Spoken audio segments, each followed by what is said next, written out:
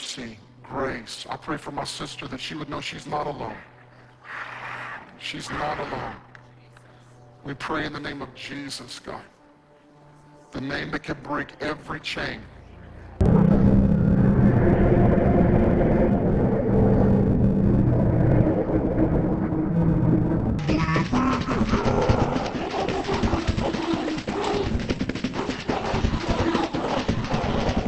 A German priest, he's certainly remembered and found himself a legacy when he became the only Roman Catholic priest in American history to face the death sentence. They probably didn't put that on his tombstone or anything though. They say that you can see the signs of darkness from a very early age. Schmidt had wanted to be a priest since an early age, funny enough, but he was also routinely caught killing animals and drinking the fluids that were inside, and would apparently spend most of his youth at the slaughterhouse. And also his Wikipedia page mentions that he had a collection of severed geese heads that he'd put in his pockets. So yeah, maybe there were some warning signs and red flags here that people really were not paying attention to. By age 25, Hans Schmidt was ordained to be a priest and served over Mass for 4 years in Germany before relocating to Louisiana. Schmidt got himself involved in some wild crimes, doing some unspeakable things that the church covered up for him. Wasn't that nice of them? And they once again found him on the move, and he was sent to Manhattan at St. Boniface Church. Here, Schmidt would meet with the love of his life,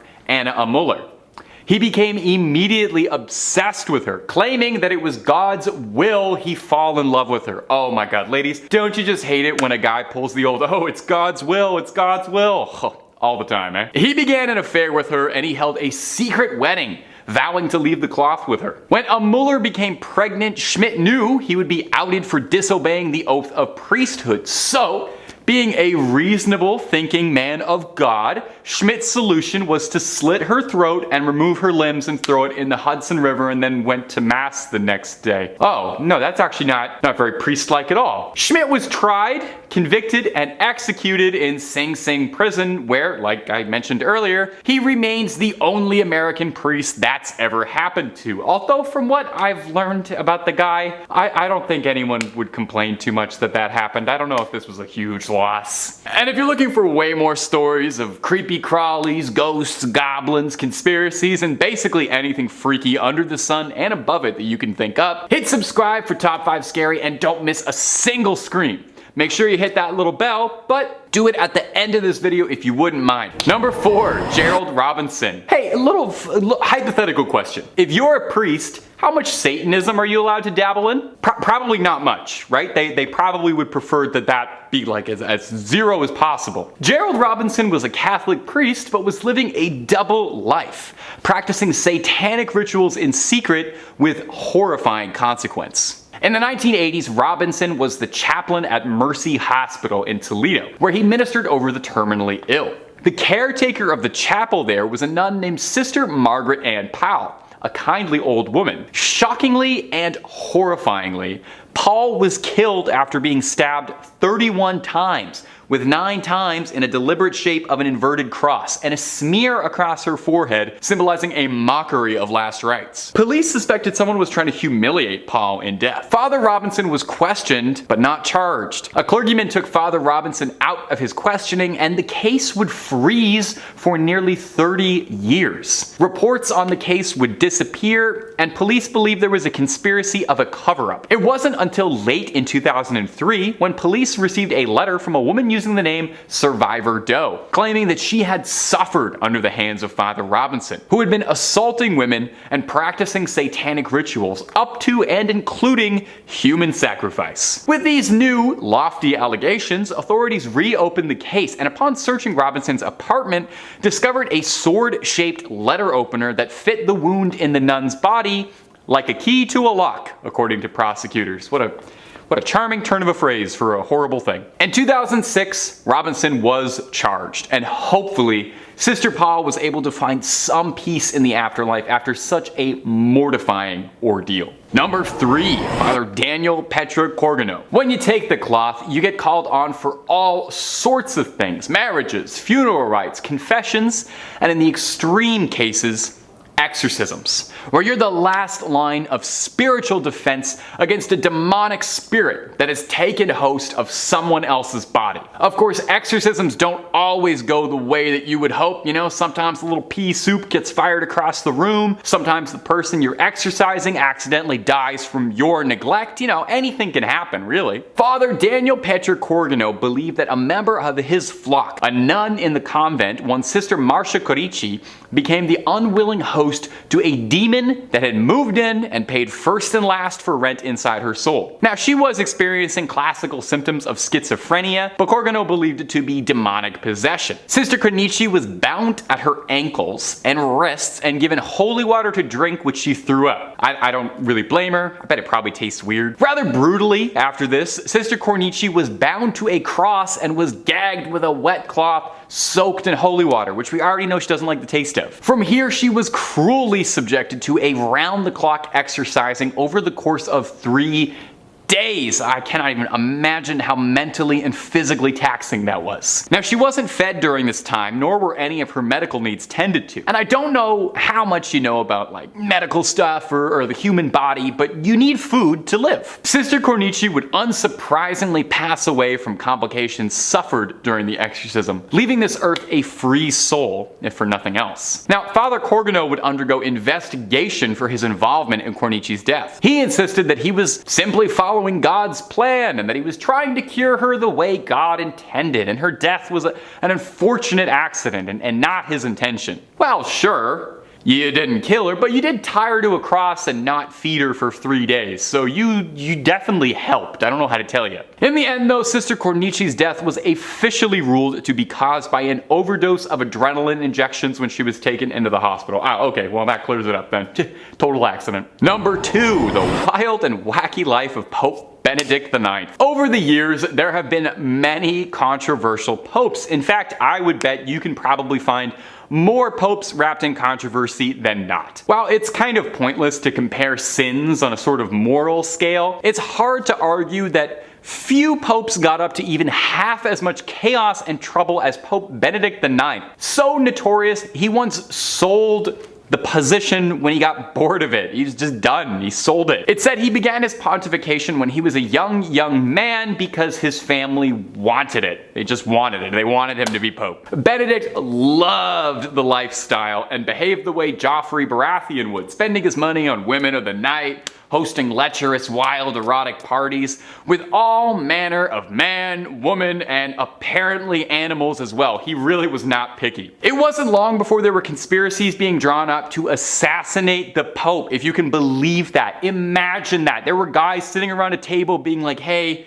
we gotta do something about the Pope. I think we have to assassinate him. Possibly in a case of divine intervention, his enemies on a feast day snuck into St. Peter's Basilica, carrying rope ready to strangle Benedict, but a solar eclipse of the sun scared the assassins so badly they called the whole plan off. And fair. If I was planning to dispose of the Pope and then like 5 minutes beforehand I saw the sun get blackened out, I would assume God was gonna strike me down then and there.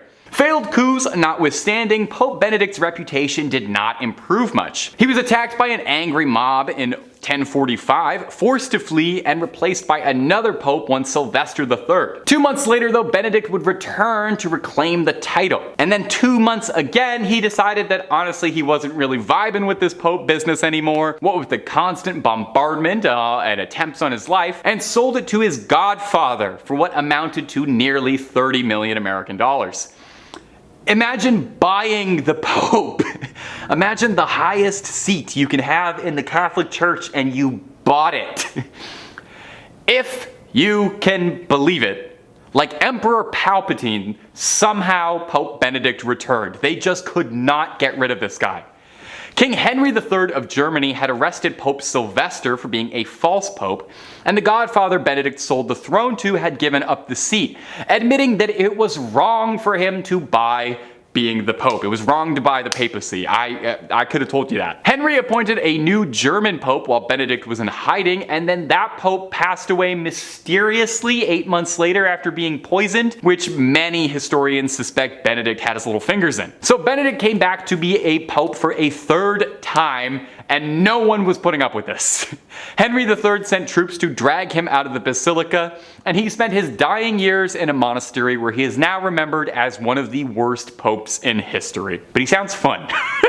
Number 1, Oliver O'Grady. All of these people have been awful or downright embarrassing examples of priests, and yet Oliver O'Grady might be the worst of all of them.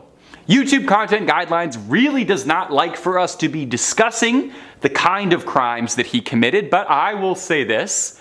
If I say a Catholic priest committed a crime, it's the first one that you're imagining right now. It's that one. And if you don't know what I'm talking about, you might not be old enough to watch these videos. O'Grady began his career in the early 70s and committed innumerable immoral, irredeemable acts on the most vulnerable members of his flock. By 1993, he was convicted and sentenced to a 14-year prison sentence and a $7 million settlement to the victims whose families and lives he'd ruined. However, and if you don't want your day ruined, pause this video, open up another tab, go watch a video of some kittens playing or anything. Nothing good is about to happen here. He only served half that sentence. He served 7 years and was then paroled and deported in Ireland.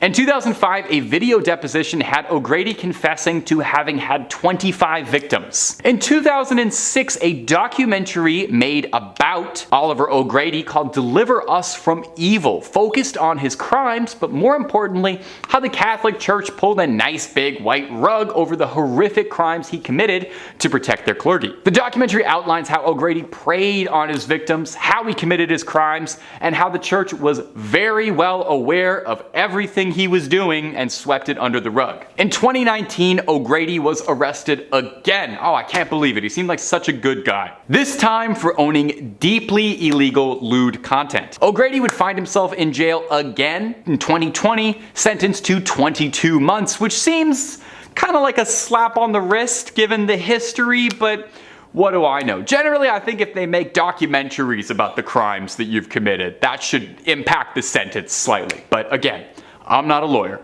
I'm just a YouTube host, and I'm just Tay. Number 5, a time machine. Among the many conspiracies about what goods are hidden inside the Vatican's secret archives, one of the more popular and reoccurring ones is that the Vatican has access to wondrous technology hidden away from the rest of the world, from ancient civilizations, stuff like that. One leading theory is that among these devices is something called the chronovisor, an alleged time machine of sorts that allows the user to peer inside and see whatever time period in history or forwards they desire, like a little time camera. Doctor Who would love it. One Italian monk, one Pellegrino Ernetti, claimed that he developed the chronovisor at some point during the 1950s with a team of 12 esteemed scientists who all wished to remain anonymous in the process. I would put my name on that if I invented time travel, personally. I'd want people to know. The chronovisor is described as consisting of antennas and an unknown metal that's really good at looking through time, a little knob for tuning to a particular time and place, and a screen and recording device. Ernetti described that he and his team used this machine to view speeches by Mussolini and Napoleon, scenes from ancient Rome, and the crucifixion of Jesus Christ, which they allegedly tried to take a photo of. Now, obviously no one's seen the chronovisor. If such a device was to exist, it would naturally be pretty secretive. An Italian magazine in the 1970s claims that they found that image of Christ's crucifixion, the photo that was taken through time, only to discover that it was actually just a postcard. So this one's a bit up in the air. Let me know if you think this is real, but also, you know what? Let me know what time period you would want to take a picture of, if you could see that up close. And if you're looking for way more scary content, my friends, you already know Top 5 Scary is the place to be. We've got everything scary under the sun. Cryptids, conspiracies, true crime, fake crime, aliens, UFOs, just about anything freaky you can think of. So click on through, subscribe, stay scared, and don't miss a single thing. But keep watching this video too, okay? We worked hard on it. Number 4, the 3 secrets of Fatima. Over 100 years ago, 3 young people in Portugal from the town of Fatima claimed that they were visited by the Virgin Mary herself in a vision, and the Madonna shared with them wondrous prophecies and visions onto them. These visions, allegedly, were the Second World War, the rise and fall of communism, and the death of a pope. And these were referred to as the 3 secrets of Fatima. Very cool prophecy stuff. Now, Story goes that the Madonna would visit these 3 shepherds every 6 months on the 13th day of each month on the dot. She was very punctual. Influenza would end up claiming the lives of 2 of these prophets, leaving only one to share messages with the world, and then only briefly too. Conspiracies and conspiracists state that the things the Virgin Mary told the shepherds weren't quite reported on accurately, and in truth, the church knows the real secrets that were bestowed upon the Fatimans, and that these were way too dangerous to be let out and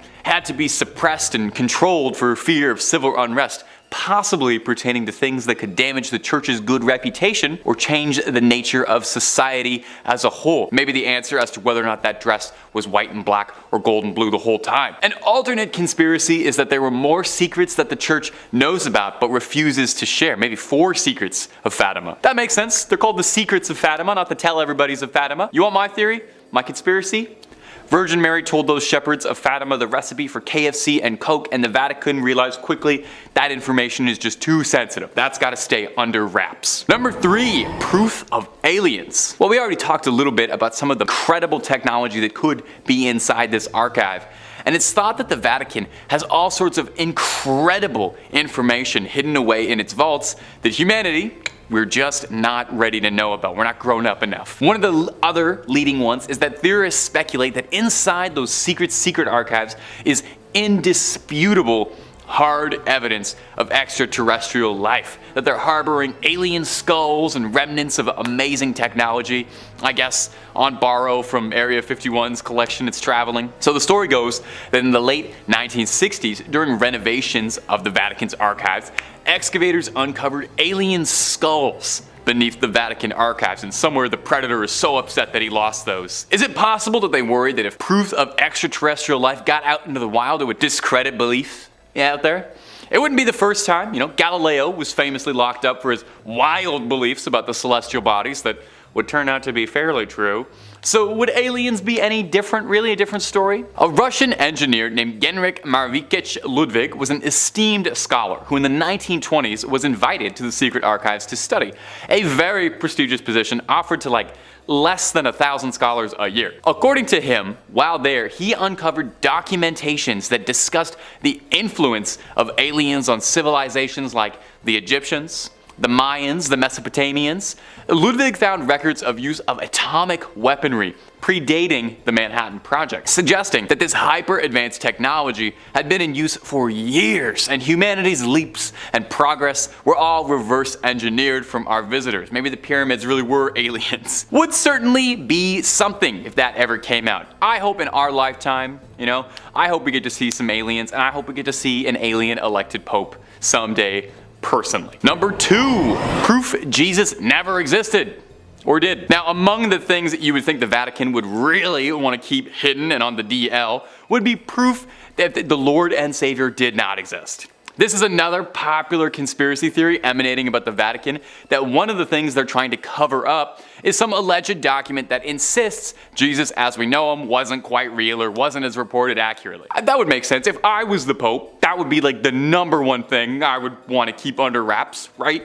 That would probably destroy the church overnight if that ever came out. Now, on the inverse of this theory is a similar theory, totally different direction though, stating that the Vatican's secret archives contains indisputable proof that Jesus did exist, including correspondences between St. Paul and Emperor Nero, history's favorite bad boy, contemporary paintings and depictions of the man, which would be pretty groundbreaking. You'd wonder though, if they have that, why would they keep that secret? I would leak that one. Now, if you believe this conspiracy and you can carry on with it, it does get a little wild. One author, Michael Bagnet, claims that the correspondences inside the archives, they prove Jesus did exist, but here's a crazy twist.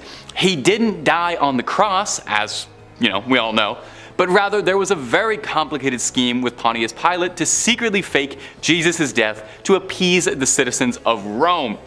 Sounds a little bit more like the plotline to a Dan Brown novel. It's a little fantastical, and if true, would probably be the greatest conspiracy theory in human history, and maybe humanity's most tightly guarded secrets if there's any weight to it. So definitely, if they knew that, they would probably keep that under wraps, keep that in a drawer, locked up tight, not let anybody see that. Number 1, the Illuminati. Maybe this is one of the most widespread conspiratorial beliefs, maybe one of the oldest conspiracy theories out there, really, is that the Illuminati, the centuries-old secret society that once started in Bavaria, would eventually grow into an organization capable of challenging the church and overtaking it. And if you believe the conspiracies, it's clandestinely pulling the strings behind everything, controlling the world from the shadows, inserting key members of its order into the highest levels of government, religion, the Disney Corporation, the rap industry, and also including their symbols hidden in everything. That one, I guess, just for like fun, just to, I don't know, flex. May I just say though, if the Illuminati are real and controlling things, they have got to be the least kept secret order like imaginable, since, you know, I'm talking about them. Well, the conspiracy goes that the Vatican is closely tied with the Illuminati, with some believing that cardinals and the papacy are all tied to Illuminati interests, and that the secret archives contain bountiful proof of this: memos, meetings, plans for world domination, etc. The Vatican's archives date back centuries, nearly 1,000 years worth of old papers, with some documents containing secrets of the Knights Templar, who are thought to be the originators of Freemasonry, the group that would become tied with the Illuminati. That's who the Illuminati was based on. Surely some of those Knight Templar meeting minutes would be particularly illuminating, if you'll pardon that absolutely horrible pun. Of all the ones on this list, I think this one is the most outright likely, since we know the Illuminati did stem from the Freemasons, and we know that there was a real Illuminati. That's an indisputable fact. And we know the Knights Templar, we know all of these groups did exist, and it's very likely that there are some secrets inside the Vatican's archive containing references to those 3 groups that could fuel the plot lines for the next 12 years of Assassin's Creed games. We got some good conspiracy stuff in there. In 5th place, we have an exorcism filmed through a peephole. So it's no secret that exorcisms are still a practice done today, but the Catholic Church really likes pretending that they don't because of the negativity around it. Technically speaking, the Catholic Church authorizes the use of exorcism for those who are believed to be the victims of demonic possession. Specifically, in Roman Catholicism, which is what I grew up with, exorcism is a sacramental but not a sacrament, so unlike baptism, confirmation, first communion, or confession. Unlike a sacrament, exorcisms depend on 2 elements: authorization from valid and legitimate church authorities and the faith of the exorcist. The church will ask publicly and authoritatively in the name of Jesus Christ that a person or object be protected against the power of the evil one and withdrawn from his dominion. Now, the rite of exorcism was revised in January of 1999, making it a lot less Latin, and assumes that, possessed persons retain their free will, although the demon may hold control over their physical body. It involves prayers, blessings, and invocations with the use of the document of exorcisms and certain supplications. Typically, the individual will be restrained, and the priest will perform a ritual of prayers to remove the evil spirits. Solemn exorcisms, according to the canon law of the church, can be exercised only by an ordained priest or higher, with the express permission of the local bishop, and only after a careful medical examination to exclude the possibility of mental illness. The Catholic Church has between 500 to 600 official exorcists, with the vast majority operating in Latin America and Eastern Europe. Now that we're all clear on the formal definition of exorcisms, time to dive into this lovely 2014 video. The ritual was captured on camera by a man who heard the shrieks of the woman inside the sanctuary and filmed it through the peephole of a door. The incident occurred at the Assumption of the Virgin Mary Church in Vranov, Nadziei, in February of 2014. The church's priest, Marek Dunda, confirmed the video is real, but only said that if something is filmed through a keyhole, there's nothing more to say about it. Which is a dodging the question kind of answer if I've ever heard one. He told the newspaper he was talking to that he carries a mandate from his bishop to perform exorcisms, and also said that the group were asking God to protect and to liberate the person, including using a Latin prayer asking for help, and of course it helps. Pardon me. I'm no expert on exorcism rituals yet, but if you have to state that something of course helps, in my personal experience, it's a smidge sketchy. It's very hard to tell what is happening in the video, but it appears that at least 2 people surround the woman, who can be heard screaming in agony with momentary pauses in between for the duration of the, just under 2-minute long video. Daniel Trokta, who, shot the video after hearing the screams, warns people in the description to watch the chilling footage while wearing headphones, which is what I did. When asked about the condition of the woman in the video, the priest said any details about her or her state were private, and while I'm glad the church is respecting her privacy, I hope that the poor woman has been cured and healed. As much as I joke about it, demonic possession is no pleasant or laughing matter. In 4th place, we have footage from 2020. Okay, before anyone out there panics, I'm talking about the American news magazine that's been, broadcasted on TV since June of 1978. Not the awful year in recent history that we're not going to talk about, because that was awful. On April 5th of 1991, the show featured a segment that showed an actual Roman Catholic ritual of casting out demons, videotaped at a nun's home in suburban Palm Beach County. The segment shows the affected girl, referred to only as Gina, as she thrashes under the effect of ancient prayers, is sprinkled with holy water, and, has a cross being pressed to her head. Common stuff. The girl retches, writhes, yowls, and bares her teeth. She says, "Get out of here! Me not wanna leave!" shrieking all this at the priest, as one hand snaps the gauze bonds tying her to the chair. By the way, apparently if the exorcism team hadn't tied her down, she might have levitated to the ceiling. How very Willy Wonka. At the time, the March 25th issue of US News and World Report carried no fewer than 5 articles on hell and the devil, citing a poll that 6 out of 10 Americans believed in the netherworld, which is 2% more than in the church heyday of the 1950s. Another poll, released in August of the same year, said 55% of Americans believe in the devil and 49% in demonic possession. I'd love to see those results today, but I couldn't find them sadly. Most Catholic leaders say possession is rare, with Reverend Kenneth Doyle, communications director for the National Conference of Catholic Bishops, stating he's only heard of about a handful of exorcisms in the last 40 years, but I feel like that's just a PR statement. Here's the thing. When churchmen do perform an exorcism, they almost never talk about it. The main exorcist in this entire report is known only as Father A, and his face is kind of obscure. Sister Lois Schaefer and the Reverend Walton Dockerell of St. Rita Parish near West Palm Beach, who took part in the exorcism, said through a secretary that, no comment. Palm Beach Bishop J. Keith Simons, who permitted the taping, issued only a 4-paragraph statement, saying that the devil really exists, he is powerful and actively at work in the world today, as through the centuries, which echoes what Cardinal John O'Connor of New York said. Now, it was O'Connor's remark that there can be no question about the reality of the devil that initially drew the interest of 2020, especially after the church got about 75 requests from around the country to investigate possible cases of possession. That job fell to the Reverend James LeBar, a specialist in the occult, who looked into some of the initial claims and decided that Gina in South Florida was genuinely being tormented by demons. According to the report, she experienced psychotic episodes, plus visions of demons and dead persons. Oh, I don't wish that on anybody. Her mother says she tried visits to a spiritist and to various hospitals, and in the footage, the priests say the girl is controlled by 10 evil spirits. They meet her violent reactions by following the prayers and the gestures of the rite. The ordeal took about 6 hours, and this isn't really uncommon for exorcism lengths. Before the procedure even took place, Father A mentioned how it's a terrifying experience at times, and that he,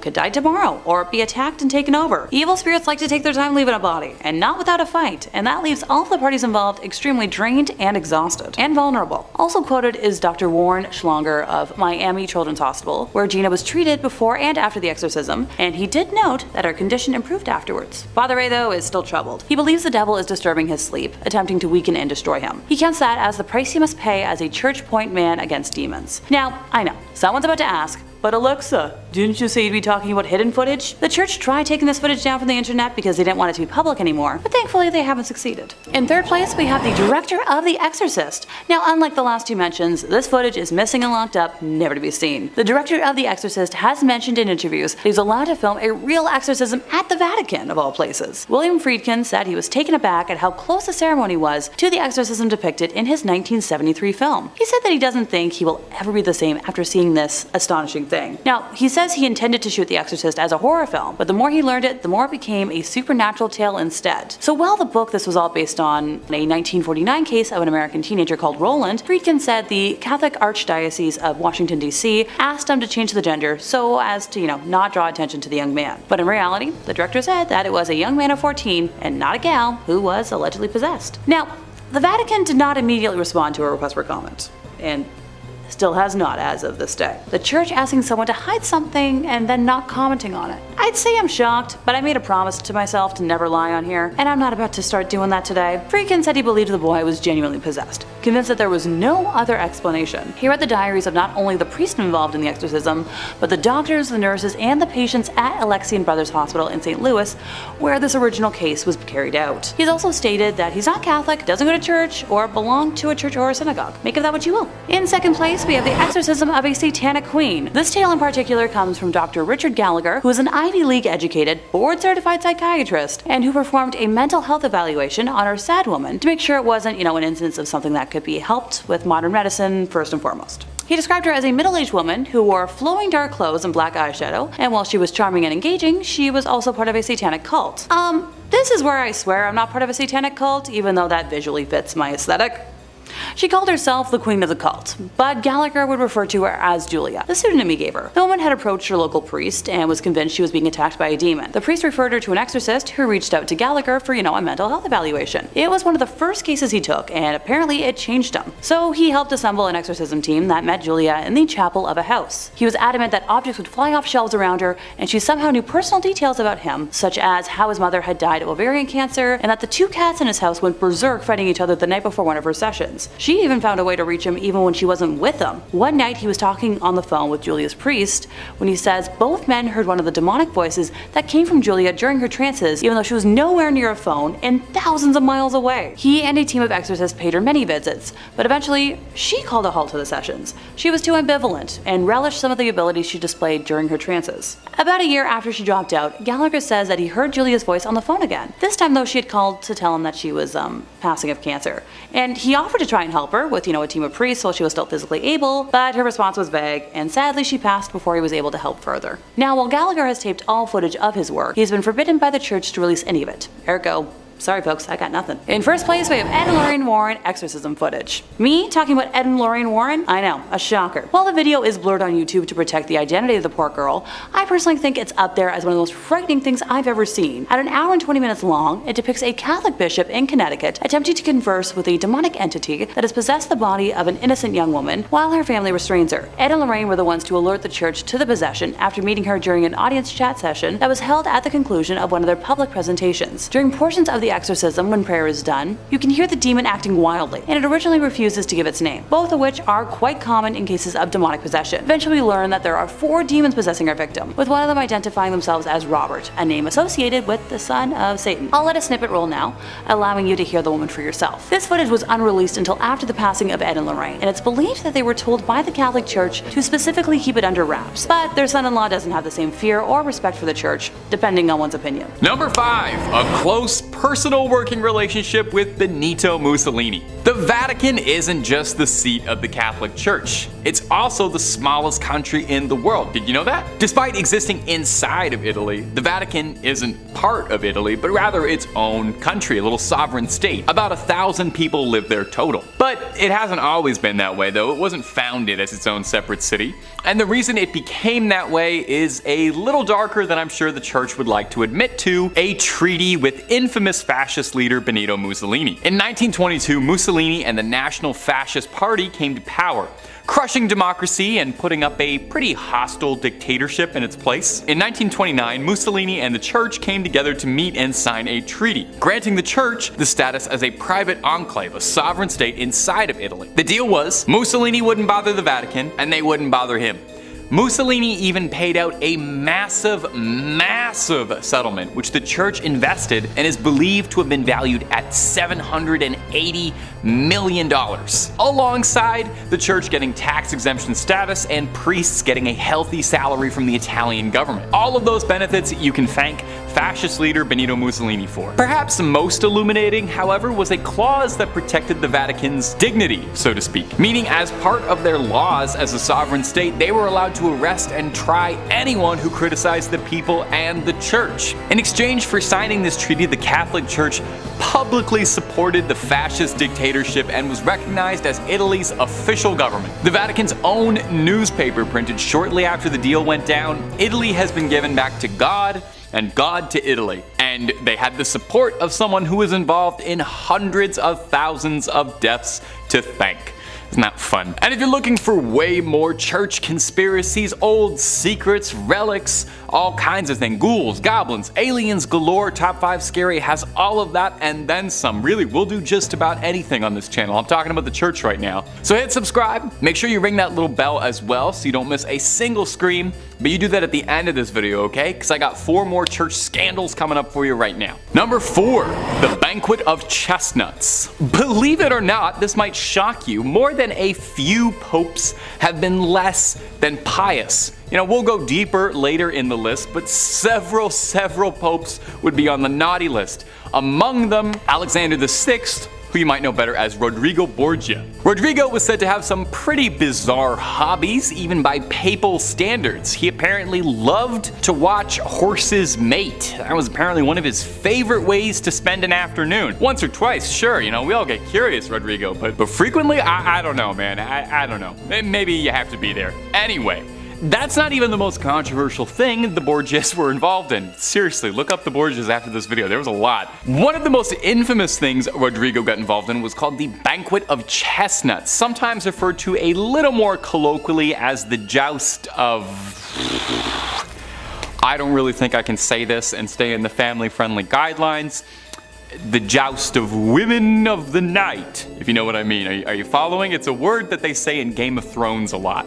And if you don't know what I'm talking about, maybe you're not old enough to be watching this channel. The joust that shall not be named wasn't quite a literal joust, although there was a great deal of thrusting and charging. Excuse me. Cesare Borgia, real-life Jaime Lannister and one-time Assassin's Creed Brotherhood villain, arranged a banquet in his chambers in the Vatican with 50 of the hardest-working courtesans of the time. They danced after dinner, then disrobed, and then the joust began. Rodrigo and his family gleefully threw chestnuts on the floor, forcing the women to grovel around their feet like swine. They offered prizes, clothes, jewelry, all sorts of baubles for the man who could fornicate with the most courtesans, that's pretty interesting.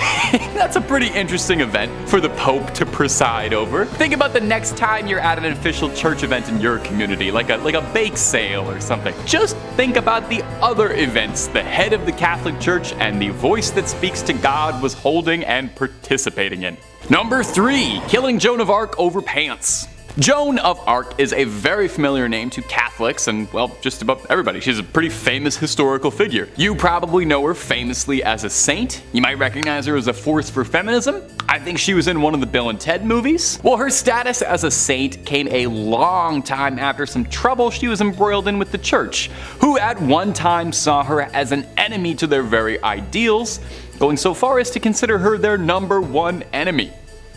In 1429, the young Joan of Arc believed that God had spoken out to her and helped instigate an uprising to get the English out of France. Very cool for the French people who wanted them gone, but some high-ranking influential members of the clergy who had ties to the English weren't terribly fond of this wild woman who was going around dressing like a man and claiming that God spoke to her and was kicking all of their friends out of the country. Somebody do something about this wild woman. When King Charles VII enjoyed Joan's help during the many battles against the English, when Joan was captured by English forces, she learned the true extent of his loyalty when he handed her over to the Catholic Church to stand trial for heresy. After all, she was claiming she talked to God, and only the Pope is supposed to do that. And worst of all, Joan of Arc was wearing pants. She was wearing pants while doing it like a man. So Joan was put on trial for heresy and denied counsel, which is against her rights. Saul Goodman would have been furious. Regardless, Joan kept her cool, rather famously, and is famed for her level head. Joan was found guilty of being a rebellious spirit who wore men's clothes, and for these indignations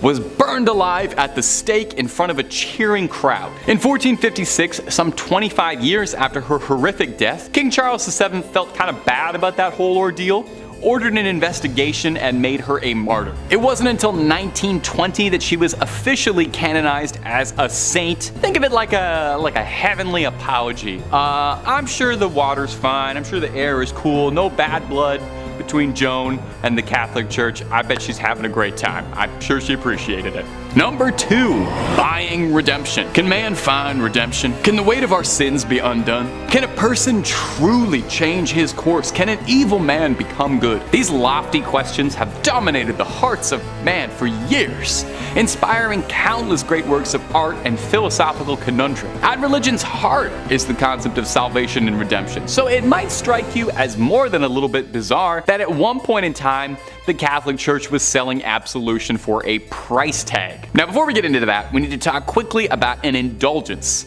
No, not eating an extra large cheese pizza by yourself, but that is an indulgence of sorts. If you're like me and you've skipped Sunday Mass for the last 26 years, basically an indulgence in Catholic terms is sort of like a plan or a plea for absolving your sins. Something you have to do to absolve yourself. 30 Hail Marys, confession, that sort of stuff. In the early 15th century, after Pope Julius died, Pope Leo X would inherit the papacy. Leo loved the pleasures that came with being Pope. He loved the big hat. He loved spending lavishly. He loved voluptuous entertainment. He loved living like a king, not a pope. It took him 8 years to completely drain the Vatican's treasury, which other popes weren't really doing. So when St. Peter's Basilica was in the process of being rebuilt, they were plain out of money and needed a fundraiser. But instead of selling Girl Guide cookies door to door, Leo announced that anyone who contributed money to the church would be granted an indulgence. Now, an indulgence was supposed to be a path laid out by a church for your betterment, but it was hawked as if you were buying a sin redemption ticket, like a get out of hell free card. Dominican friar John Testel was named the Grand Commissioner of Indulgences in Germany. Overseeing indulgences was his only job. That's the only thing this guy did to give you a sense of how many people were doing this. He sold absolution for future sins you were planning to commit later. Pay a small fee, and if you kill a guy next week, totally fine. God says it's okay. Now, this probably worked pretty decent if you had a bit of coin, but if you were an average person, a serf like me, perhaps, you did your best to prepare for an eternity in hell. Salvation was just another pleasure the rich had, and hell is where us poors go. Unsurprisingly, someone got very upset about this new stance from the church. He was pretty upset about this. His name was Martin Luther, and he passive-aggressively left a note on some doors like an upset roommate, and I can't remember if anything ever came out of that, if anything ever happened to him in history. It's lost to time. It's probably unimportant. Number 1. The plot of Assassin's Creed 2 was real. If you've garnered anything from this video, I sincerely hope it's that the Pope oftentimes does not follow the rules. Yes, the guy interprets the will of God, and he's got a direct phone line to him directly, but that doesn't mean he has to follow every single one of his rules. We've already discussed some truly wild sins, horse mating, chestnut parties, spending money, but let's top it all off with the biggest one, a full-blown assassination conspiracy revolving around a pope ordering a hitman. And you just sit on that for a second. In the 1470s, Pope Sixtus IV hatched a scheme to rid Florence of the Medicis, who was the most influential family in the country at the time, with such power that they rivaled the church. The Medicis had served as the bankers for the papacy for generations, and as such were absurdly wealthy. Pope Sixtus kickstarted this conflict when he swapped the Medicis as the papal bankers to the Pazzi family. Oh, no. The Medicis didn't want to fund the Pope's claim of the town of Imola, which the Medicis wanted to claim for themselves to lord over. So, something had to be done about these meddling Medicis. Pope Sixtus contracted 2 assassins to carry out the plot against Lorenzo and Giuliano de' Medici during Easter Mass on a Sunday, which just feels unbelievably disrespectful to me. If you're the Pope, I mean, ordering an assassin against anybody, morally gray, but doing it on Easter Mass? You're not even allowed to talk in church, but you can orchestrate a political assassin? I don't know.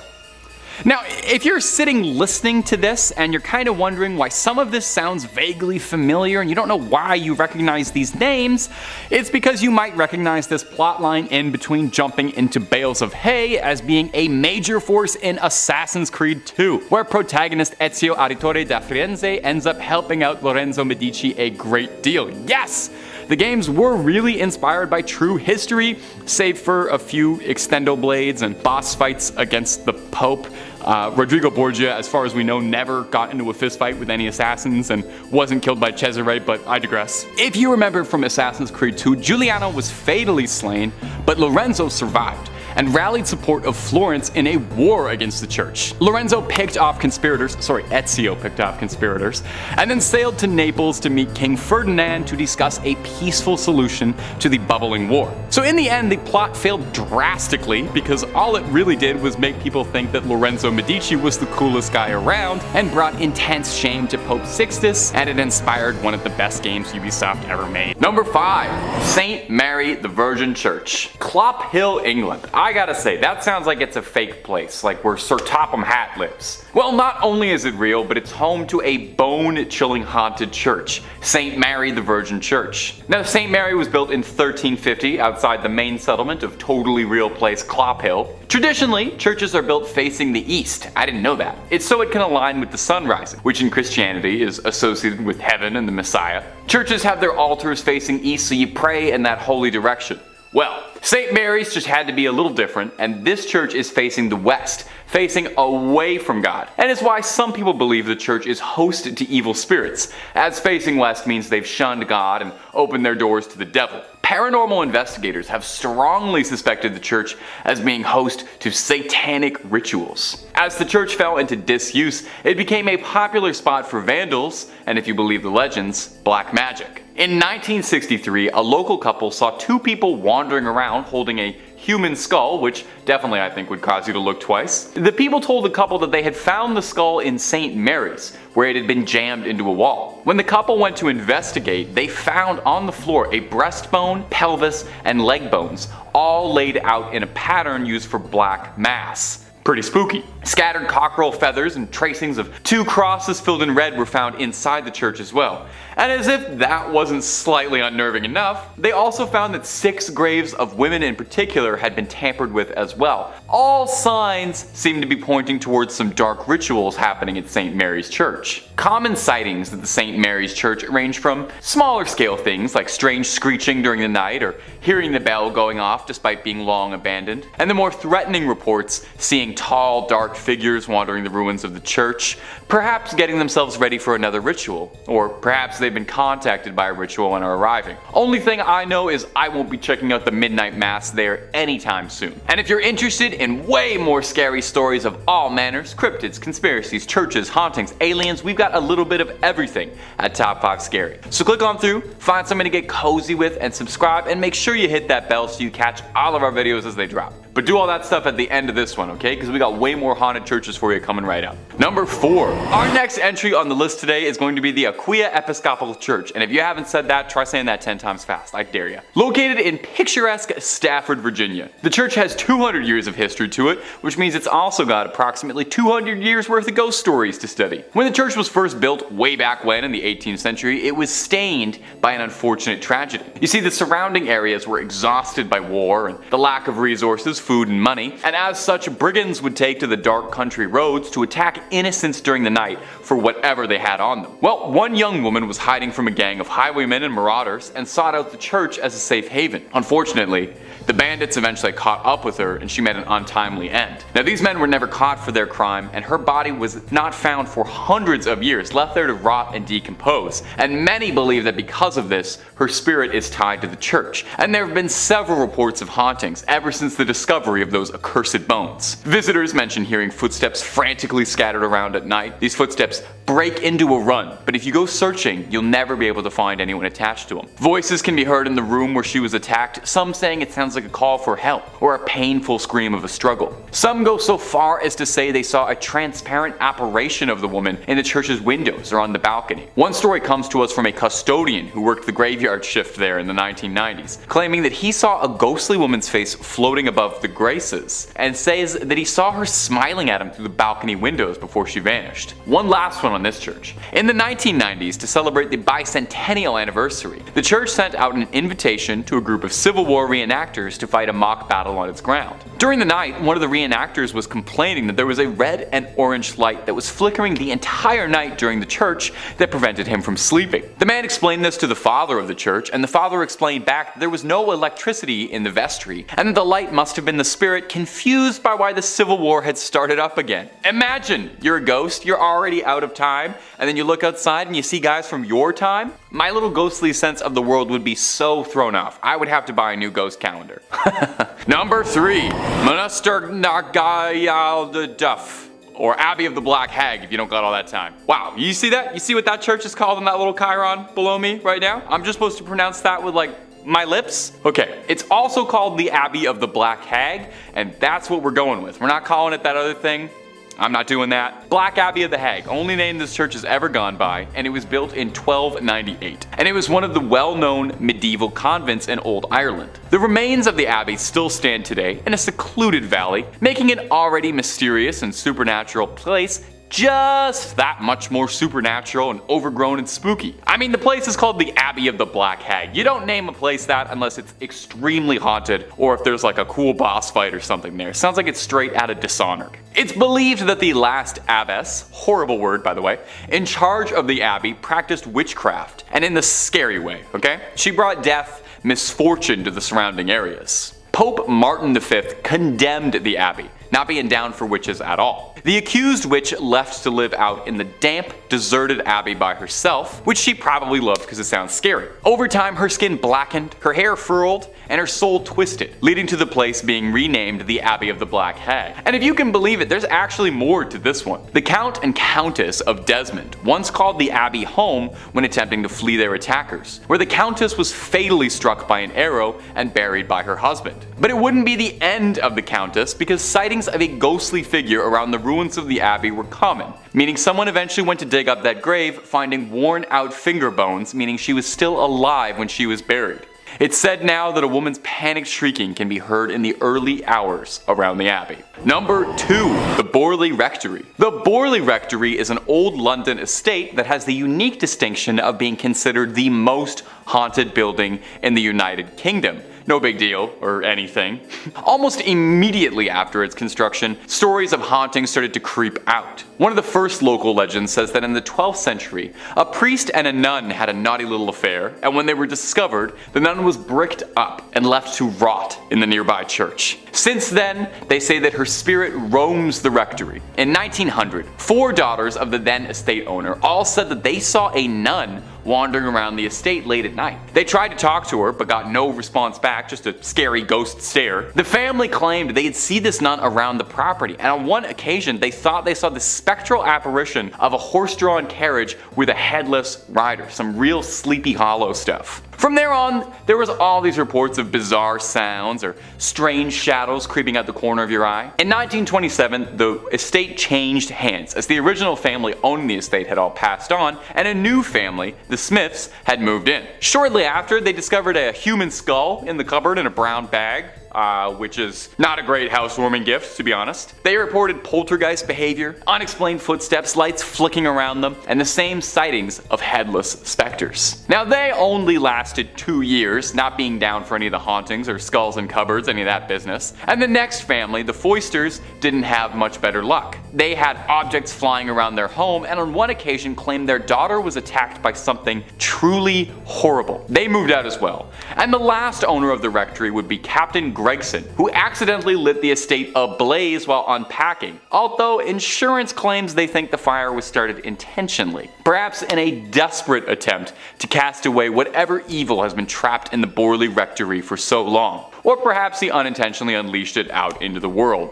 Time will tell. At number 1, Mortimer Abbey. Mortimer Abbey is a monastery in the forest of Lyons, France. A real old church built in 1134 on marshland, near the stagnant water of the drainage lake. The monks dug it out to try and dry the marshy land around the Fulbrock stream, which was called the Dead Pond.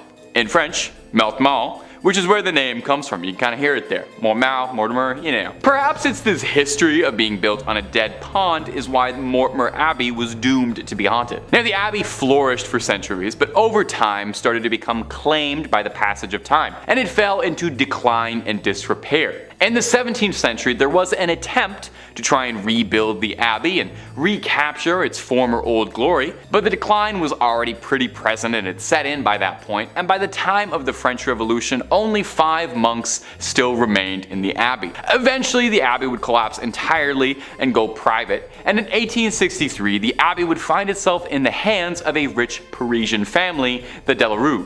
Mr. Delarue moved his wife and his sons into the abbey, but soon discovered they weren't the only tenants. While walking the lawns, the young people of the house saw a light from the library. As if by an invisible hand, these hatches unfastened, their handles turned, and the windows and doors all opened. The paintings on the inside inside of the abbey turned themselves around and steps thundered out into the halls, and nobody moved out immediately after. I would have started looking for new real estate right then and there. But one night the young Delarue, Charles, had his fiancée over to come see the estate that would become her new home in marriage. She was offered the guest room, but found herself terrified during the night when she couldn't sleep because she was too busy being tormented by mysterious sounds and objects around the room that were hurling themselves around, being possessed by something. Having had, quite frankly, enough, like I think any of us might have, the young suitor announced she would never live in this house, called off the entire marriage, and hurried back to Paris tout de suite, where there were plenty of handsome young men asking her hand in marriage who didn't live in old haunted estates, okay? That's the message to take away from this.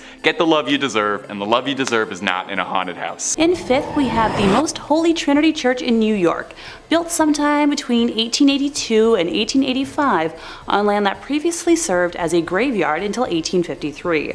According to local rumors, not all of the bodies residing there were exhumed from the graveyard, and the spirits of those left behind still inhabit the grounds to this day. The church property covers an entire city block, and it is said that there are false closets leading to bricked up doorways, tunnels, and random sub-basements throughout the church and convent. There are also mysterious passageways on the upper levels of the church, where legend says only priests are able to enter. The church's rectory was built in 1872 by its second pastor, Monsignor Michael May, who later passed in his room on the second floor. Priests who live in the rectory have used that space for mainly a guest room ever since, as no one has ever been willing to live in it on an ongoing basis. Guests have experienced lights being switched off and on, hearing strange noises, and the sound of a person walking back and forth while trying to sleep. Phantom footsteps have also been heard on the staircases in the building, and dogs who were once kept as pets in the rectory would stare in a trance-like state down the basement stairs, as well as into the dining room when the building got cold. In 1897, a parish bell ringer named George Stell's life was taken in the vestibule of the church. Though there was a suspect in the case, a former parishioner who would later be executed for an unrelated ending of life, no one was ever convicted of the crime. The red fluids of Mr. Stell's, as well as the red handprint of the killer, is believed to still be on the wall in a stairway leading to the bell tower. George's ghost still roams the church and is believed to be the reason why the bells will ring suddenly, vowing not to leave until his death has been solved. Moving on to our fourth place position, we have the Aquia Church of Stafford, Virginia. While the congregation was established in 1711, the physical parish wasn't built until 1751. It was a gorgeous brick building built on a peaceful hilltop with a two-story crucifix floor plan, which otherwise known as a cruciform, which was considered a rather unusual style for colonial churches. Aquia was built to replace two earlier sites of the Overwharton parish, which were constructed around 1680. The inside of the church burned down in 1754 and was not rebuilt until 1757. It was then shut down from the Revolutionary War until the Civil War due to lack of funding, before reopening as a stable, campsite, and hospital for Union forces. It was during this closure that a young blonde woman was traveling the dark country roads, rural Stafford County, when a group of highwaymen accosted her. This time period was full of exasperated uncertainty from the war, and with it a severe lack of resources, food, and money. Men would wait hidden on the side of roads to steal the valuables from people walking or riding by their hiding spots. She ran from the men to the sanctuary of the church, but was only able to hide for a little while before they broke inside and ended her life. Her body was hidden in the tower, and the men were never caught. It wasn't until after the Revolutionary War ended in 1775 and the church was ready to reopen for services that what was left of her was discovered. A skeleton with golden blonde hair that was as intact as if she had been freshly slain. The red fluid that spilled on the floor from her death was impossible to remove. Despite using every trick known to man, the stains remained in the tower for well over 100 years, until during a modern renovation when the redness was covered up by concrete. With the facility still being in use today, members of the church have mentioned hearing footsteps walking around at all hours of the day and will break into a frantic run around the church at night, but no one is there. Noises can be heard in the empty tower, with some saying it sounds like a struggle, others describing a groan, whistle, or even a call for help.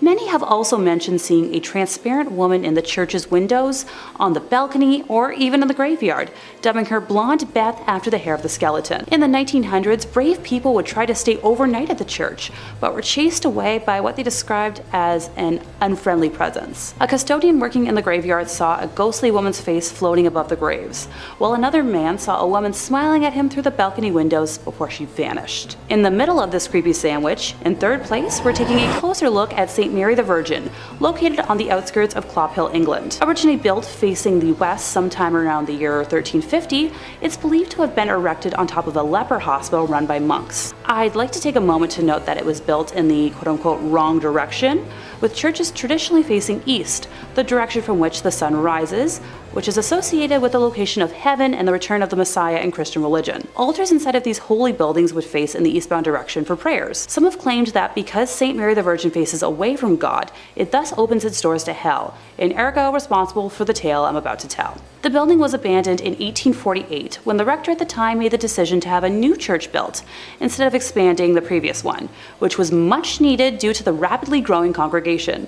Old St. Mary's, as was dubbed by the locals, was then primarily used as a mortuary chapel, holding bodies before they were buried in the adjacent cemetery. By the 1950s, St. Mary's had become so run down that it could no longer fulfill that use, with just the outdoor walls and tower remaining. In March 1963, the tomb of an 18th century apothecary's wife was broken into, and the bones were arranged ritualistically in the middle of the church.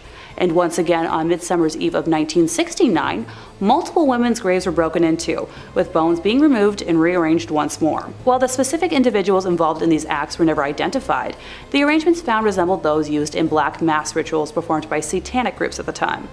After the first incident in 1963, a rare decision was made to rehollow, or in more simple terms, re-bless the altar that was left in the building, in a failed attempt to protect the building from evil. Later that year, Reverend Harold Colthurst reported stumbling upon a group of men in the building that were in the midst of a mysterious ritual, being quoted as saying that the men were trying to communicate with evil spirits, chanting some sort of mumbo-jumbo. They were definitely in league with the devil. Modern-day visitors to the now landmark have reported seeing a plethora of ghostly figures during the day and nighttime, faint lights moving about before vanishing mysteriously, along with reports of a chilly and oppressive atmosphere even during warm days. In second place, we're visiting l'Abbaye de Mortimer, or Mortimer Abbey. It was originally built in 1134 on land gifted by King Henry I. The stagnant water of the drainage lake, which was dug out by the monks to dry up the marshy land, was called Mortimer, or the Dead Pond, giving the monastery its name. Totally not ominous or anything. The monks constructed what was then one of the largest monasteries in the world on said land. The legend says that after the passing of his only son, King Henry wanted to reform his daughter Matilda and had her locked in a room in the abbey for 5 years. The anger and hate she felt from being sent away and isolated stained and seeped into the walls of the monastery, cursing it for eternity. After her eventual release, she went on to live until 1167, when it said her spirit returned to Mortimer Abbey to haunt the area as the White Lady. She is said to appear on nights close to a full moon, moaning as she drifts through the now ruins of the monastery. Those that have seen her report that she alternates between wearing black and white gloves. If she appears to you with white gloves on, you're destined for good luck. But if she appears with black, you'll be expected to pass within a year. Alas, Matilda is not the only spirit one must worry about if visiting the abbey. When the monastery was at its peak in the 1500s, a frail and suffering woman was brought to the monks with an illness it was believed that only they could aid. It was revealed that she was possessed by the spirit of a wolf and cursed to become a werewolf for several nights. The monks chained her to a room and conducted multiple exorcisms in an attempt to eradicate the spirit.